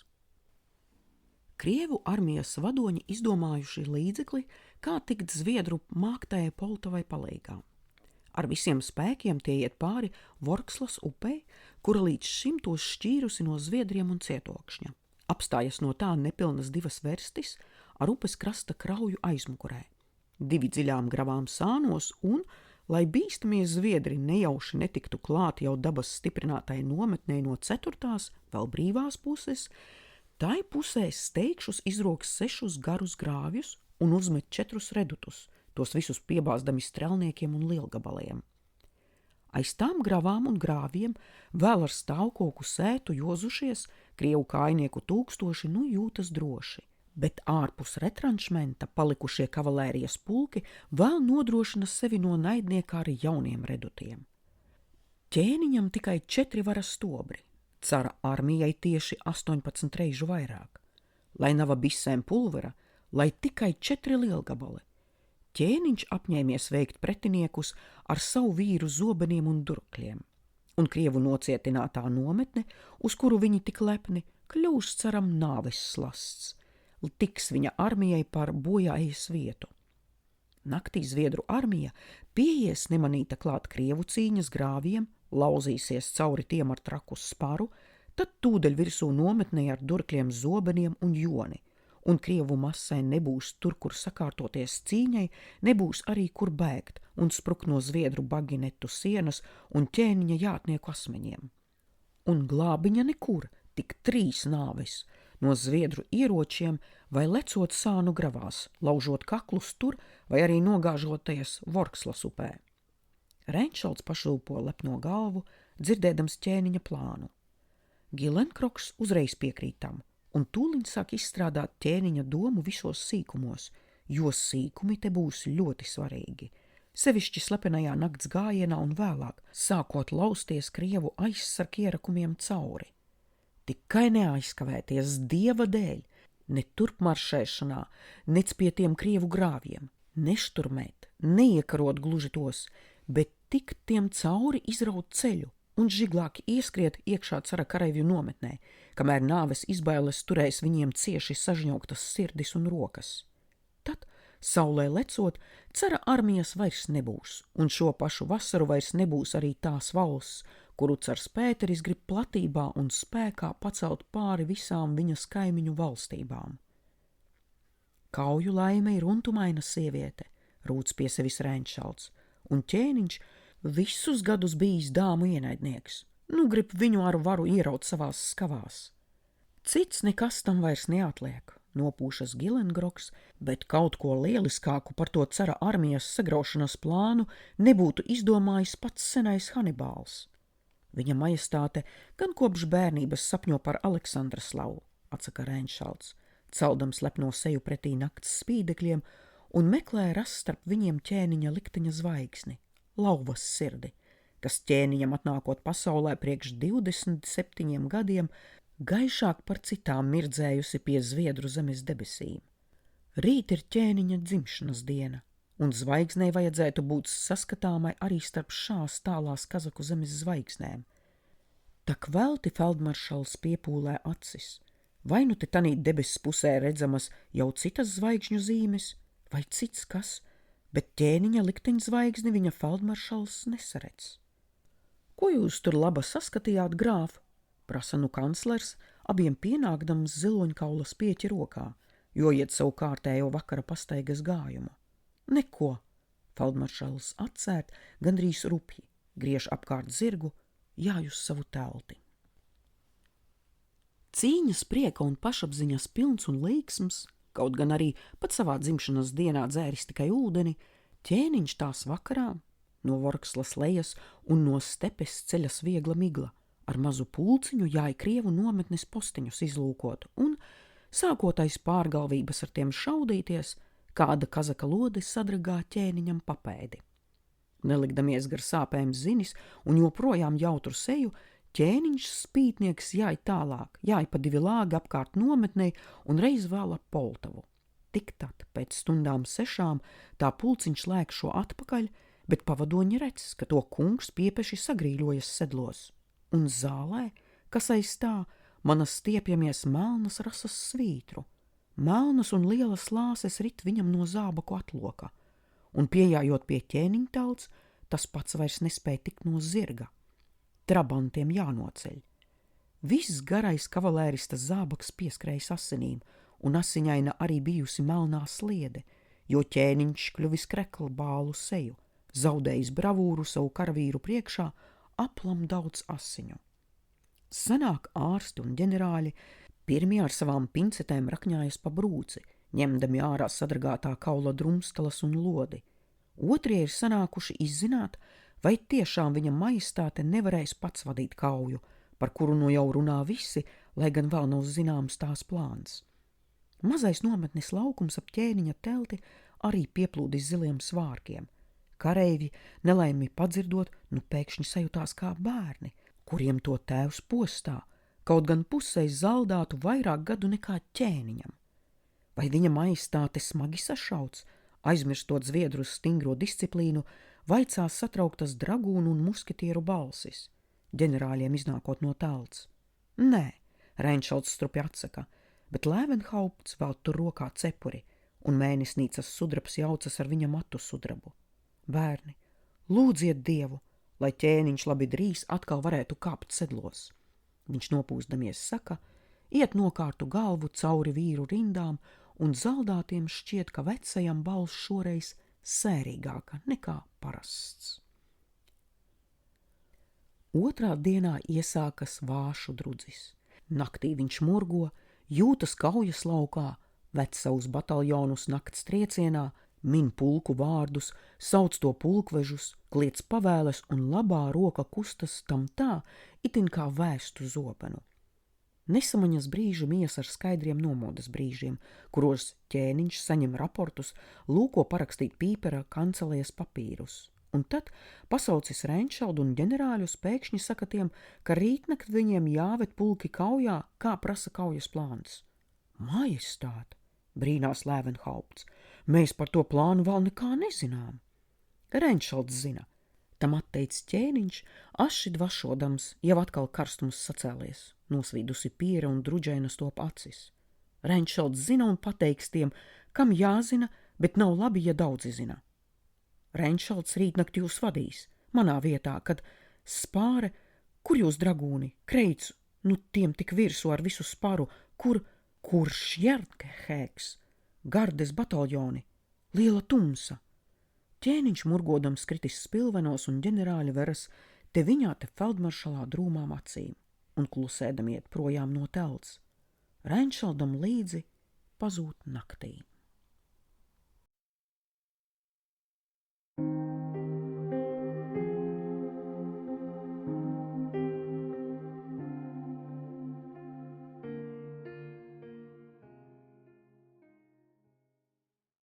Trīsdesmit piektā nodaļa.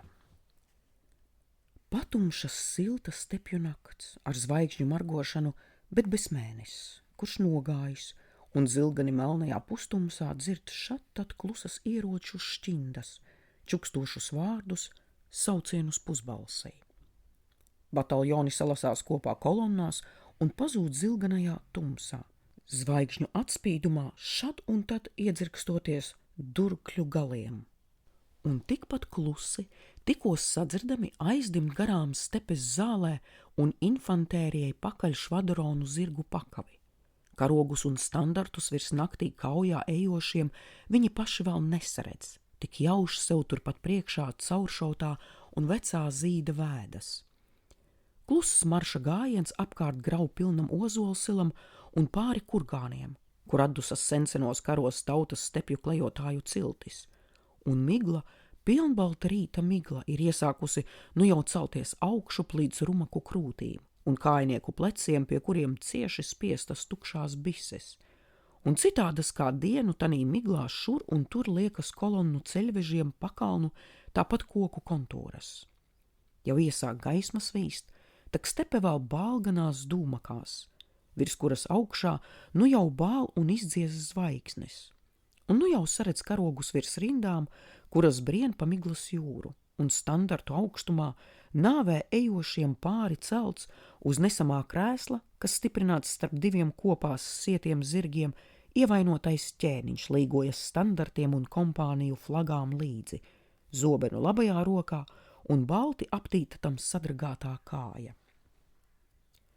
Ak! Tomēr par daudz lēni iets, vietām tumsā un miglā metot maldu lokus, un, pūšot rīta vējam, austrumu pusē jau sākot izšauties augšup saules pirmo staru kūļiem, aizkavējušies šturmētāji redz, ka turpat ieblakus tiem norādītiem krievju grāvjiem stāv zaļā masā cara kavalērija, bet kājnieku nometnē aiz grāvjiem bungas rīp, un tātad brigāde pēc brigādes grasās tur ārā nākt. 6 bataljoni, kuriem lemts pirmiem šturmī iet, maršē krieviem virsū un pretī kā parādis gājienā, cēli sperot platu soli, tukšo bisi stāvus pie pleca, un bungas sit nāves gājienu. Un rīta vējā plandī vīru priekšā zviedru lauvas karogi, dzelteni, sarkani un zili. Tuvāk ar vienu tuvāk, to pāri šņaucienu pulvera dēļ, kas naktī izdalīts nav vērts likt bisi pie vaiga. Musketes uz rokas, durkļus uz priekšu. Marš! 6 zīgrota bataljonu trieciens liek nodrebēt visām Krievu skanstīm, kuru aizstāvji atjēgušies, nu tik sāk šaut. Un viens no pirmajiem kriet trieciena kolondas komandieris, vienīgais zinādams, ka Krievu grāvji nav jāšturmē, tik caur tiem jāizlauž sev ceļš, ar durkļiem jāiebrūk nometnē iekšā, lai Krievu kājnieki nevar no tās laukā tikt. Tad skanstu šturmētāju aizmugurē sudrabaini un skaļi iegavilējas zviedru švadronu taures, un zeme drep. Tūkstošiem jātnieku sākot reizēs skriet kaujlaukā un pretī cara eskadroniem, un gāžas virsū tiem ar tādu sparu, ka apgāsts un tūliņ jau būs aiztrieks un samīdz dangās Krievu jātnieku spēks, un veterānu bataljoni reizē laužas tālāk un dur un sit un cērt, un līdz caram, kurš vēl savā nometnē, aizbrāž un liek tam bālēt nodarbēt veco kāļa kareivju kaujas sauciens Vivat Karolus, Medguds help, kas nozīmē, lai dzīvo karalis ar dieva palīdzību. Lēvenhaupts, nu jau prieka pilnām acīm, sāk vest cīņā citus bataljonus. Tak dabū retranšmenta bateriju uguni no flanka un atkāpties apstājas pa labi netālu no upes. Un tad griezīgi skaņa taures ziņa sauc Krievu veicējus jātniekus atpakaļ, bet daļa Šlipenbaha un Rozena Vesta jau par tālu, lai sadzirdētu un grieztu apkārt kumeļus. Krievu aizsargrāvi ir pārrauti, un tagad viss atkarīgs no tā, vai Reinšalda vadītā, bet jau pajukusi mazā armija paspēs atkal nostāties kaujas kārtībā un uzbrukt, pirms Krievu infantērija pagūst iznākt no nometnes. Kamēr signāla taures sauc pa lauku, veterānu kājnieku komandiera Zīgrota vietā stājušais ģenerālis Ross iesāk šturmēt Krievu redutus, nodarboties ar lietu, kura Krieviem zelta vērta. Rossam neaizcērtot cieti Krievu nometnes izeju, no tās plūst laukā cara kājnieki kā zaļa straume, un apstāja varoņus, pārspēks veic tos, spiež atpakaļ. Un tad tai vietā, kur bija cīņa, vairs redz tikai zaļās Krievu kolonnas. Šlipenbahs ar Rozenu netiek pie savējiem atpakaļ, tie piespiesti pie sila, dzīti viņā iekšā un padodamies nomet zobenus. Tad beidzot ģenerāļi ziņo Reinšaldam, ka armija jau izrindota un nu var īsto kauju sākt, lai gan pāris 10 eskadronu nava vairs un nava arī 6 bataljonu. Atkal arī bungas, tievā frontē iet virsū Krieviem krietni mazāks palikušais ķēniņa karaspēks. Un ķēniņš nestuvēsiet līdzi, druģains tam skats. Un tad tam bālāks vēl top vaigs un acis plešas platas, jo nu jau ir par vēlu. Krievu armijas masa pretīnāk, par zviedriem daudz garāka un 3 tik dziļā līnijā. Un sakautā Krievu kavalērija atkal sakārtota un šturmētājus gaida 72 lielgabalu rīkles. Vēl palikušie zviedru bataljoni iet durkļu cīņā, labi zinādami, kas nu tos gaida. Iet drošā nāvē, savā vispēdējā parādē, stalti iedami garām savam ķēniņam, kurš slims un vārgs, un šoreiz nevar tos vest. Un it kā atvadoties no viņa, kurš bijis tagad nāvei nolemtajiem cīņu draugs, brālis salkumā un salā, un to vadonis tēvs un daudziem kara dievs, par godu ķēniņam vēl šalts pār kaujas lauku Vivat Karolus, tad rēciens Medguds help. Un tad jau sasizdamies durkļi šķinda, siena sagrūdusies ar Krievu sienu, un tik liels veterānu spars, ka tūliņ apgāsta būs 3 reizes lielākā Krievu siena. Jau Krievu kreisajā spārnā samīti 4 cara bataljoni, uz Krievu aizmuguri pavēries tur ceļš. Tak 8 reiz nu lielāks cara kājnieku spēks, un savas frontes pārrāvumu saglabājot, tie aizpilda ar rezervēm, i pārrāvuma vietu, i apņem frontes rāvējus no flanka, jau no muguras pat. Labajam zviedru spārnam mirstot, apstāts ielenkts un nomākts drīz arī kreisais spārns, vienam zviedru durklim arī te ceļoties pret 7 un 10. Pulkveži, kaprāļi, kapteiņi un kareivi limst nāvē, krisdami zem laižu triecieniem un durkļu durti, un pļauj tos kopā nāvē Krievu strēlnieku svins. Līgodamies vēl šur tur ceļas no nāves lauka vecie cauršautie lauvas zīmes karogi, dažs šodien jau 10. karodznieka rokās, un dažā kaujlauka vietā, kur vairs tikai 10 vīru vēl stāv ap tiem, reiz dotu ķēniņa karogu kā mirēju nopūta, vēl nāk cauri Krievu kaujas klaigai. Vivat Karolus! Ar vienu klusāk nāves laukā nu jau dzird šo mirēju vēlējumu viņu ķēniņam. Šur tu tik zaļga no Krievu svārku jūrā, vēl redz drebam un ļodzāmies un krītam zviedru flagas, kuru vietā nu viļņo zaļa jūra, brāzmo urā klaiga un svētbildēm un virseņģeļu tēliem izrotātu cara karogu sils. Tas tuvāk nāk, ar vienu tuvāk jau aizsniedz ķēniņa nestuves. Jau reiz lielgabala lodes sašauts, un no 24 vēl dzīviem trabantiem, kas visi virsnieki, 21 krīt, saļimst viens pēc otra, ar saviem zobeniem, krūtīm un arī līķiem aizsegdami ķēniņu, kurš zobenu gan arī tura rokās, bet vēl karsoņa apmiglotu skatu. Un nestuvēm atkal lūstot un krītot, tomēr mēģina kauties līdz. Tā pēdai atraisījies apsējums un ap sevi cirzdams un klibodams savu nedaudzo uzticīgo vilkts, tas velk pa putekļiem un melnām smiltīm sadargāto atkal asiņaino kāju.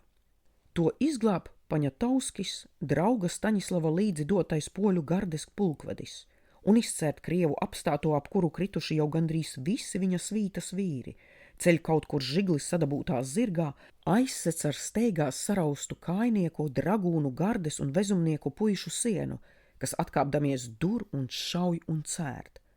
Ar kauju laužoties cauri Krievu pulkiem, kas tiem jau aizmugurē, krīt atkal daudzi, pīķa nodurts ķēniņa zirgs.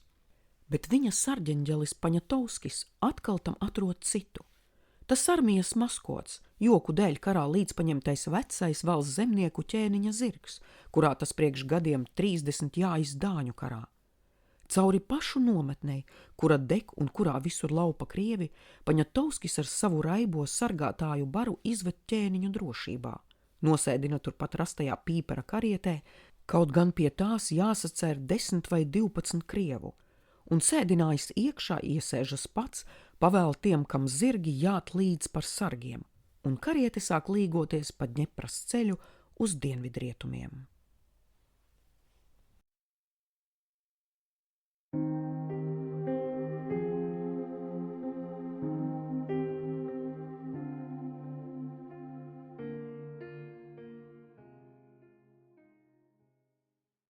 Trīsdesmit sestā nodaļa. Tās dienas vakarā cara teltī nometnes vidū un aiz līķiem nokaisītā kaujas laukā bija dzīres, kurās aicinātie ģenerāļi un pulkveži dzēra brandavu lieliem sudraba un liepas kausiem, un kristāla pokalos, zelta glāzēs tapa garo Preobražencu liec viltīgi saldais Ungāru zemes vīns, dzelten brūngans kā veca medus šūnas. Un nu jau diez kuru reizi caram Pēterim, lielajam Krievu zemes valdniekam un zviedru noveicējam, neuzvaramam, darbos neizteicamam, par godu bļauts Vivat, kam laukā un melnzilganajā naktī atsaucās salūt lielgabalu grāvieni un citu karavīru, arī dzīrotāju noreibušas klaigas, virsniekiem un zaldātiem dzerot ap neskaitāmiem ugunskuriem. Eglītes zaļās, svētā dievmāte un tu, vecais Nikolai brīnumdari, lai nu jau viens vācietis iedrošinās vēl melst, ka mēs krievi neesam dieva izredzēta tauta. Asaraini iegavilējās Šremetjovs, ar Tokajieti viss aplējies, ar Menšikovu tikko sabučojies un abi zvērējuši viens otram, kā aizmirsts vecais naids, kura gan, patiesību sakot, viņu starpā nekad neesot bijis. Un labā spārna priekšnieks Bauers, platu seju un mazām niknitrulām lāču acīm, turpat blakus stāstīja Preobražencu komandierim Glebovam, cik karsti šorīt gājis viņu flankā, kad Spares vestā zviedru kavalērija uzbrukusi kā viesuļvētra un jau apgāsti sajukuši cara eskadroni, ģenerālim Renneram ar zviedru dragūna pistoli tieši sejā šauts. Cars dzēra ar visiem, saskūpstījās ar visiem, no uzvaras un goda un vīna skurbuma jau pavisam sarkanu seju un asins pieplūdušām acīm, kurās dega un gavilēja prieks, pirmatnēji līksms un traks. Un armijas vadoņiem skaļi triecot un smejoties ap to, aiz pašapziņas lepnuma jau iecirstām galvām un uz priekšu izgāstām krūtīm, piepeši pavēlēja attaicināt pie dzīru galda arī dienā sagūstītos zviedru kara lielkungus – Šlipenbahu, Rozenu, Hamiltonu, mazo Virtembergas princi Maksi, feldmaršalu Rēnšaldu un ar tiem kopā arī ķēniņa kancleru grāfu Pīperu. Gūstikņi nāca tik bez prinča, kurš aizbildinājās, ka guļot slims, un iešsilušie Krievu ģenerāļi sākumā mazliet smīnīgām, bet tad jau dzērāju labsirdībā atkusušām mutēm sveica tos, apsēdināja viesus sev blakus, paši ielēja tiem, uzsauca ziņnešiem, lai tuvāk viesiem paceļ kannas un degvīns, lai tiek atkal lietas jau tukšajos dzeramos traukos. Gūstekņi bija atturīgi klusi, un kausiem gan tikpat kā nepieskārās to sērīgi saknieptās lūpas. Arī pēc tam, kad cars pēkšņi uzlēcis kājās, pavēries pa labi un pa kreisi savām jautri niknējām lūša acīm, ar tām ieurbās pretim sēdinātā Rēnšaldā un sauca smiedamies tam sejā. Lai laba veselība mūsu skolotājiem visās karamākās, vivat!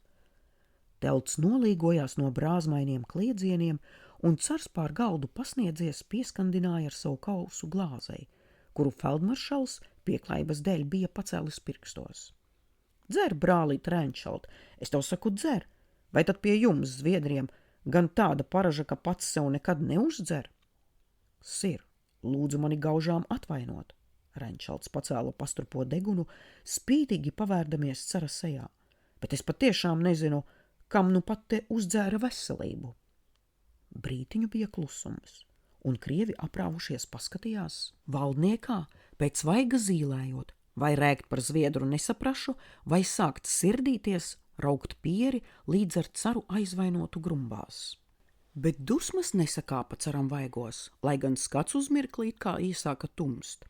Tā kā apvaldījās uz vietas, nosmējās draudzīgi un reizē joviāli un sauca vēl skaļāk. Tie mūsu skolotāji kara mākslās esat jūs, zviedru kara kungi.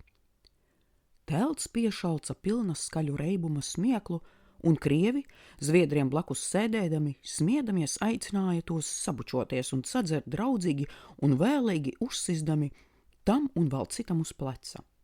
Bet par skolotājiem nosauktie nedzēra vēl, skatīdamies, ko teiks un darīs feldmaršals.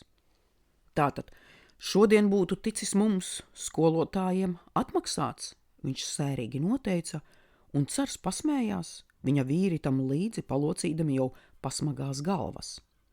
Tādā gadījumā es dzeru, Rēnšalds pieceldamies sacīja, un viņa zviedri cēla tam līdzi pokaliem rokās. Es dzeru šodien kritušo un vēl gan neaprakto mana ķēniņa karavīru piemiņai. Izdzēris smagi nosēdās, pār galdu atkal paskatījās carā, kam bija noraustījies vaigs. Tā krievi palikuši klusi. Bet arī šoreiz carā prieks noveica jau celties sākušo dusmu vilni. Feldmaršal, tu esi bezbailīgs vīrs, un šovakar mana sirds nevēlas naida. Tos kritušos, kuriem tu nu pat uzdzēri, es likšu aprakt kapracēju klaušās dzītiem poltaviešiem un neatstāšu maitu putniem par barību, kā tu pameti manus ļaudis kautus pie Frauštates.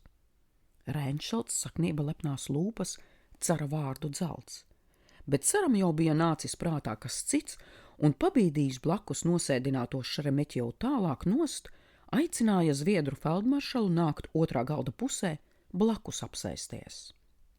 Gribu no tavas mutes dzirdēt, kāds īsti bijis kaimiņam Kārlim kaujas plāns, ja viņš bez pulvera un lielgabaliem un lielā vīru mazākumā palicis, tomēr bija cerējis mūs uzvarēt.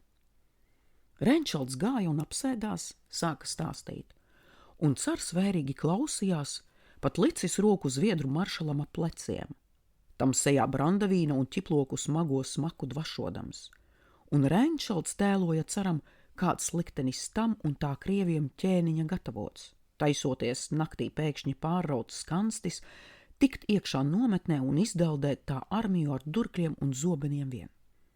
Cars klausījās, un aizvien platākas tam plētās acis. Pamazām pagaisa no vaigiem noreibuma sarkanums, atdodams vietu baiļu bālumam. Mute sašķobījās šausmās, skati pavērās uz augšu un redzēja brāžamies sarkanā rumakā tam un tā armijai virsū pašu pastarās dienas jātnieku, kam bija kārļa garenā un lepnā seja. Skaņi iebrēcās, izstiepa it kā atgaiņādamies varanās namdara rokas augšup un pretī ķēniņa vīzijai, kas tūliņ pazuda cara acīm bez miņas. Ta krāvās vēl atpakaļ mežonīgi ieplestie redzokļi, pavērās Rēnšaldā, kā tikai tagad redzēdami to, un grūda feldmaršalu nost nikni un ar spēku, kā grūzdams prom viņa tēlotās ceram draudējošās briesmas un reizē baiļodamies, ka, tik sīki tās stāstot, viņas var atdzīvoties, kādreiz atkal atgriezties. Dzīrotājos sacēlās uztraukums. Šeremeķevs vilka Reinšaldu prom no cara. Menšikovs cēlies paņēma maršalu zem rokas, grasīdamies aiz sevis un Baueram blakus sēdināt. Bet cars bija uzlēcis kājās, jau dzīru gaudu gandrīz apgāstams, un vēl ar vienu balss iebrēcās griezīgi un skaļi. Žūpas un nelgas, suņa bērni gatavie, par pakaļ dzīšanos ķēniņam visi piemirsuši. Neviens ī nedomā. Boris Petrovičs, vecais valns, vai gan es viens pats, lai paturu visu prātā, kas jādara? Krievu pirmais feldmaršals nopūsdamies piecēlās, paaicināja Goļicinu un Baueru un lika vienam ar gardi, otram ar jātnieku pulkiem steigties Zviedriem nopakaļ. Pa ķēniņam vēl palikušās kavalērijas pēdam, un Menšikovs par to kauju jau celts otrā feldmaršala godā, pats pieteicās jāt vajātājiem līdzi. Tikai pēc laba laika atslāba cara nervu satraukums un sāk atdzīvoties vecais dzīru skaļums. Un atvainojies Reinšaldam par grūstīšanu, cars nobučoja to ar savu dzērāja dvašas pilno muti un iedāvināja savu zobanu.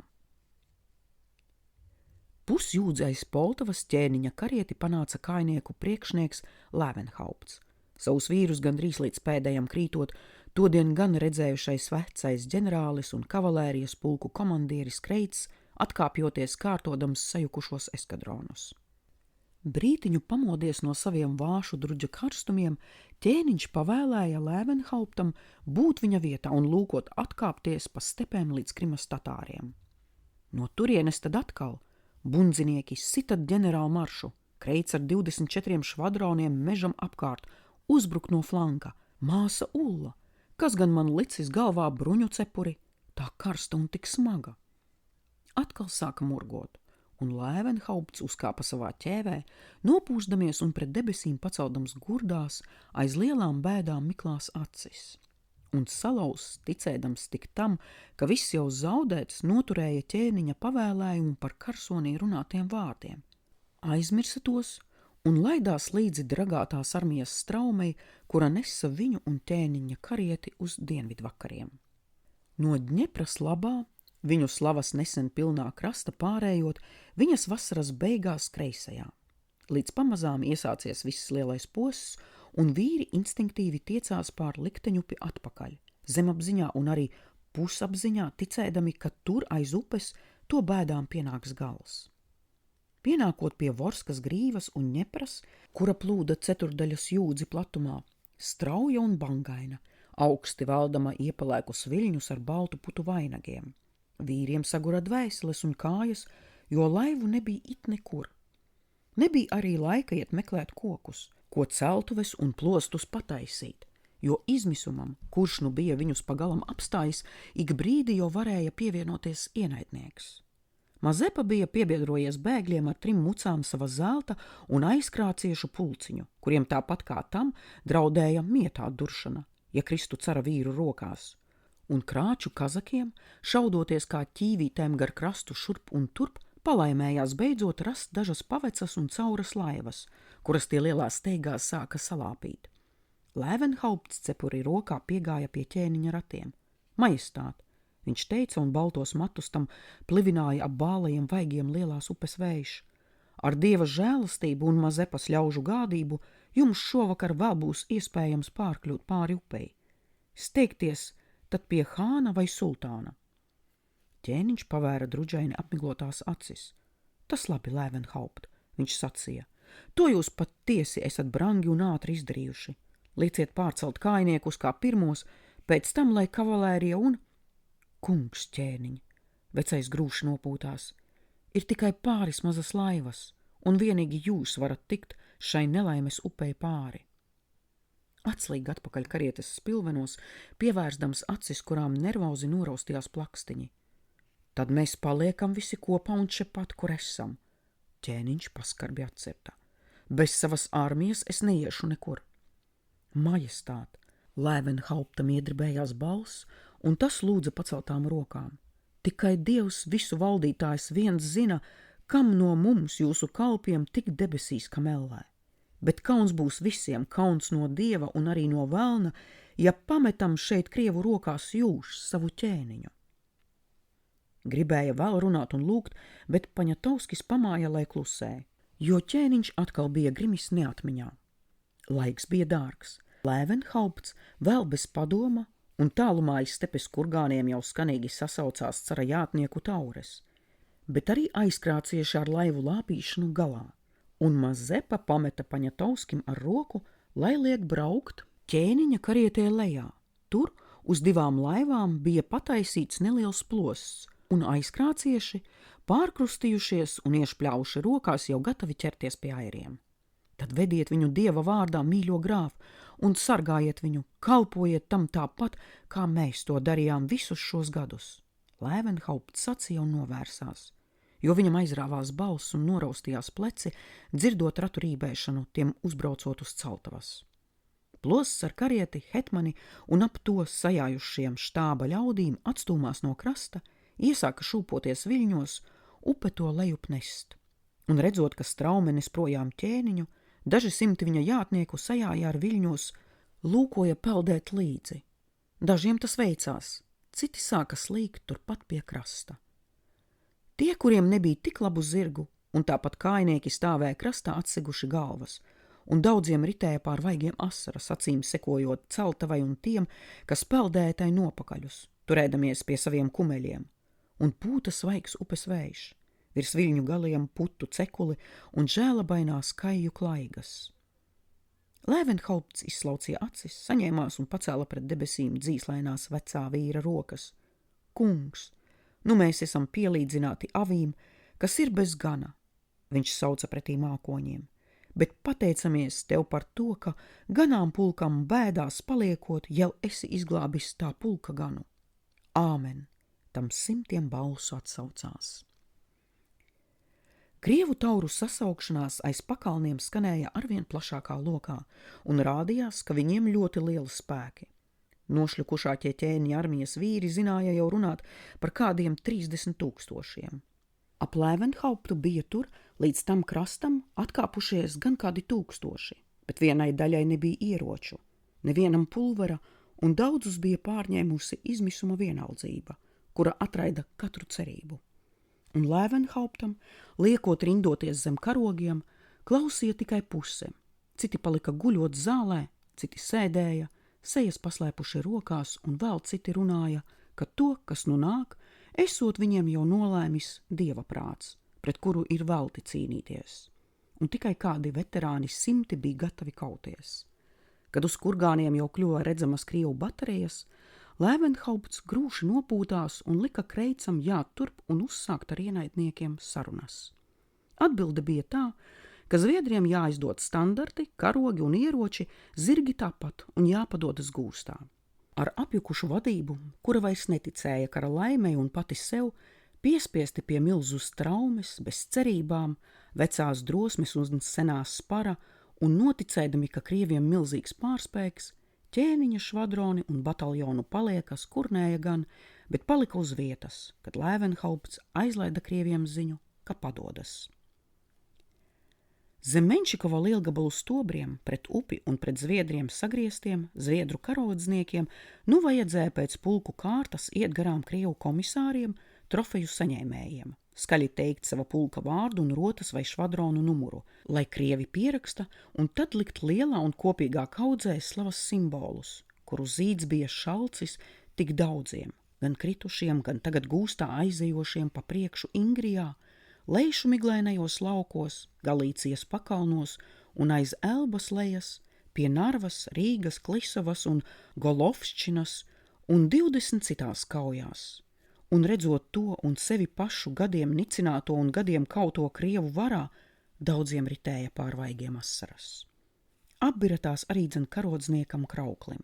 Jāšus stāvot karogu atdevēju garā rindā, spiežot sev klāt standartu un skatoties, kā arvien augstāk aug Zviedru karogu sārts aiz Krievu komisāriem un arī viņa paša kārta arvien tuvāk nāk. Nu vairs tam bija priekšā vēl 3, nu vairs tik 2, un tūliņ jāatdot vecais un mīļais, cik ložu cauri šautais zīds, ko rudenī ar zobenu pats bija izcirtis no standartu jau sagrābušām krievu rokām. Un nu tagad tām pašām rokām šis standarts, viņa standarts ar labu jāatdod. Līdz šim tās sirdi dedzinājusi izmisuma un dusmu žēluma, un traka naida guns saskrēja puisim smadzenēs un acīs.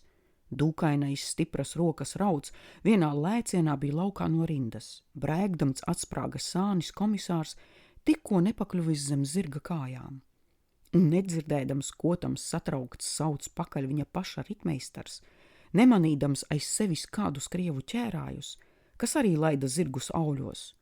Krauklis aizsniedzis krauju, ieraudzījis tur dziļi lejā vērpetes un viļņus, atvēza smago standartkātu kā šķēpu sviedienam un aizlaida, cik tālu viena roka jaudāja sviest, ar visu ap kātu satīto zīdu.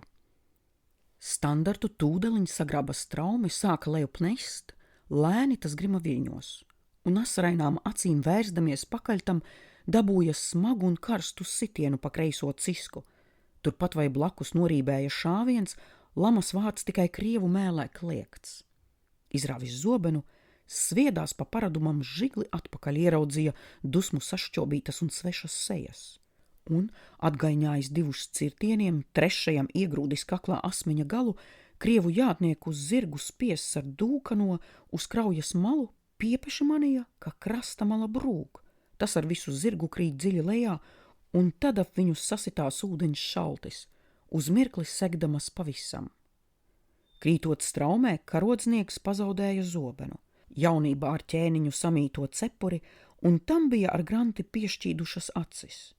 Tās izberzējas ar vienu, ar otru turēdamies pavadā un krēpēs, Krauklis pamanīja, ka upe jau sākusi nest lejup to un dūkano. No krasta lādu un atkal šauitos. Ielaidās valgā blakus kumeļam, ieķērās astē tam ar abām rokām un paļāvās uzticamā zirga spēkam un ūdens mātes gādībai. Upes vidū bija tik lieli viļņi, ka rumaks spēja vairs tikai grūši pūst, un ūdens ik pēc pāris mirkļiem sasitās pār bēgļa galvu. Tad kumeļš izmisis nozviedzās, sāka grimt, laikam krastā sašauts, un Krauklim šķita jau, ka viņš grims zirgam līdzi. Tak uzpeldēja atkal augšā, sāka šķirt viļņus tālu peldēt paradušām rokām. Tik kreisā kāja it kā negribēja paklausīt, un bangas jau mazākas sametās, jau varēja sadzirdēt viņa krasta niedru šalku. Sēklei kļuvis, lūkoja rāpuiet, jo kā bez dzīvības un gaužām smaga likās ciska. Izrāpās cauri niedrājiem un krasta ceriem, tur iztraucēdams nakts dusai salaidušos ūdensputnus. Tad rokas beidzot sataustīja sausu zāli, un tai klāt pieplakušā sējā iesitās nevairs valga strūdu smaka, bet stepju puķu medainums. Nogulēja līdz pēcpusdienai. Pirms aizmigšanas apraudzījis brūci un atrastams, ka asins netek vairs, un tikai mīkstumu, ne kaulu ķērusi tā lode. Un pēc atpūtas un pārsiešanas ar krekla skrandu varēja jau paiet, lai gan tik atspiedies uz turpat krastā laustas vēzdas. Kliboja visu nakti, traukdamies tālāk tikt no upes, brīžiem atpūtās, kad atkal smaga bija sametusies kāja. Ielīda zālē pagulēt, kad jau dzisa zvaigznes un rīta pusē parādījās pirmais blāzmas svīdums. Uzmodās, kad saule jau bija pusdienā, atrastama tā guļvietu, sākdama seju dedzināt. Un pagrābstījies svārku kulēs atrada vēl no aizvakara pataupījušos garoziņu. Vakar nebija ēdis, dusmu un lielo bēdu mākts. Apēda, cēlās, sāka vilkties tālāk. Visapkārt bija zāļu jūra, sienā zīšu cirpstēšana, spāru zibināšana, bet pāri galvai karsta saule, augstuma dēļ nesaredzamu ērgļu skarbās balsis un bezgala zils debesjums. Mocīja izsalkums, ko nebija spējusi remdināt garoziņa. Lūkoja meklēt kādas saknes, tak tās bija tik rūgtas, ka nācās izšpļaut, uz lūpām un mēles palika it kā apdegums. Trešajā dienā palaimējās tam rokām noķert zālē sapinušos stepju vistu, gan laba meģņa lielumā, bet krietni vien garākām kājām. Noplūcis salasīja pasausu zāli, ņēma šķiltavas, mēģināja putnu izcept zāļu pelnos. Ēda ar sāju nelabumu, jo medījums nebija izcepies, tikai apsvilis silts. Atkal bija apkārt tikai zāle, vietām ar šalku sasizdamās pāri galvai, putnu klaigas gaisā, un tālos stepes ezeros debesu zilums saules tveice. 4. dienu gājis, sajūtās tik noguris, ka domāja jau nelūkot vairs vilkties tālāk, turpat mirt. Aizmidzis, murgu sapnī ar krieviem nikni cirsdamies, ieraudzīja piepeši ķēniņu, nevairs bālu un nevarīgu, kā viņdien kaujas laukā vai pēc tam karietē. Jautrs atkal vingri turēdamies sedlos, ķēniņš krauklim nemanot bija pieejājis pie tā, skatījās tēraut zilām acīm, zobgalīgi smīnēdams, jo karodznieks ar vari centās uzlēkt kājās, salutēt, bet kājas bija līdz ceļiem iegrimušas neskur gadījušās dūņās. Ķēniņš palika nopietns, pakratīja galvu, tad pasmējās un jāja tālāk, atskatīdamies vēlreiz atpakaļ un pamādams krauklim ar pirkstu. Uztrūkās no sapņa un kājās, izberzēja acis un brīnodamies skatījās uz to pusi, kur ķēniņš likās tikko pazudis. Tur, it kā sasizdamās atkal kopā, līgojās vēl zāle. Tas būs bijis ar savu ziņu, krauklis teica sev. Ķēniņš pavelti vis negāja mani saukt, lai arī sapnī, un ielāgojis ceļu pēc tās zāles kustēšanās un debesu spīdekļiem, sāka iet jau ar sauli iznāca uz paliela vezumnieku ceļa, un tā malā bija stepes aka, māju vai telšu, cilvēku vai lopu neredzēja it nekur. Izvilcis spaini, nodzērās un jau domāja sākt iet pa to ceļu tālāk, uz dienvidiem, kur naktī bija pagaisis ķēniņa rēks. Tad padzirdēja uz ceļa mīkstu dipoņu un aši ielīda turpat pie akas zāļu stiebros. Pieejāja savāds vīrs, pus tatārs, pus kazaks, zobenu pie sāniem, pistolē aiz jostas un garu pīķi rokā. Iemējis to zemē, nolēca no kumeļa, piegāja akai klāt, ielaida iekšā spaini, noliekdamies par tās malu, pagriezis krauklim muguru. Karodzniekam salēcās sirds un iedrebējās nāsis. Kā lūsis izlieda no zāļu stiebriem, bija jātniekam žigli klāt, grūda tā mugurgalu ar visu spēku. Smagi sasitās akā ūdens, tad viss bija un palika kluss, tik svešā kumeļš brīnodamies skatījās karodzniekā, izstiepis uz viņa un akas pusi galvu. Paglūnēja pār akas malu, virs ūdens bija redzami tik tērauda pakaviem kaltie zābaku papēži. Nošpļāvās, ielaida spaini akā, padzirdīja kumeļu. Tad ierāpās sedlos, paņēma pīķi labajā un jāja projām pretī saulei.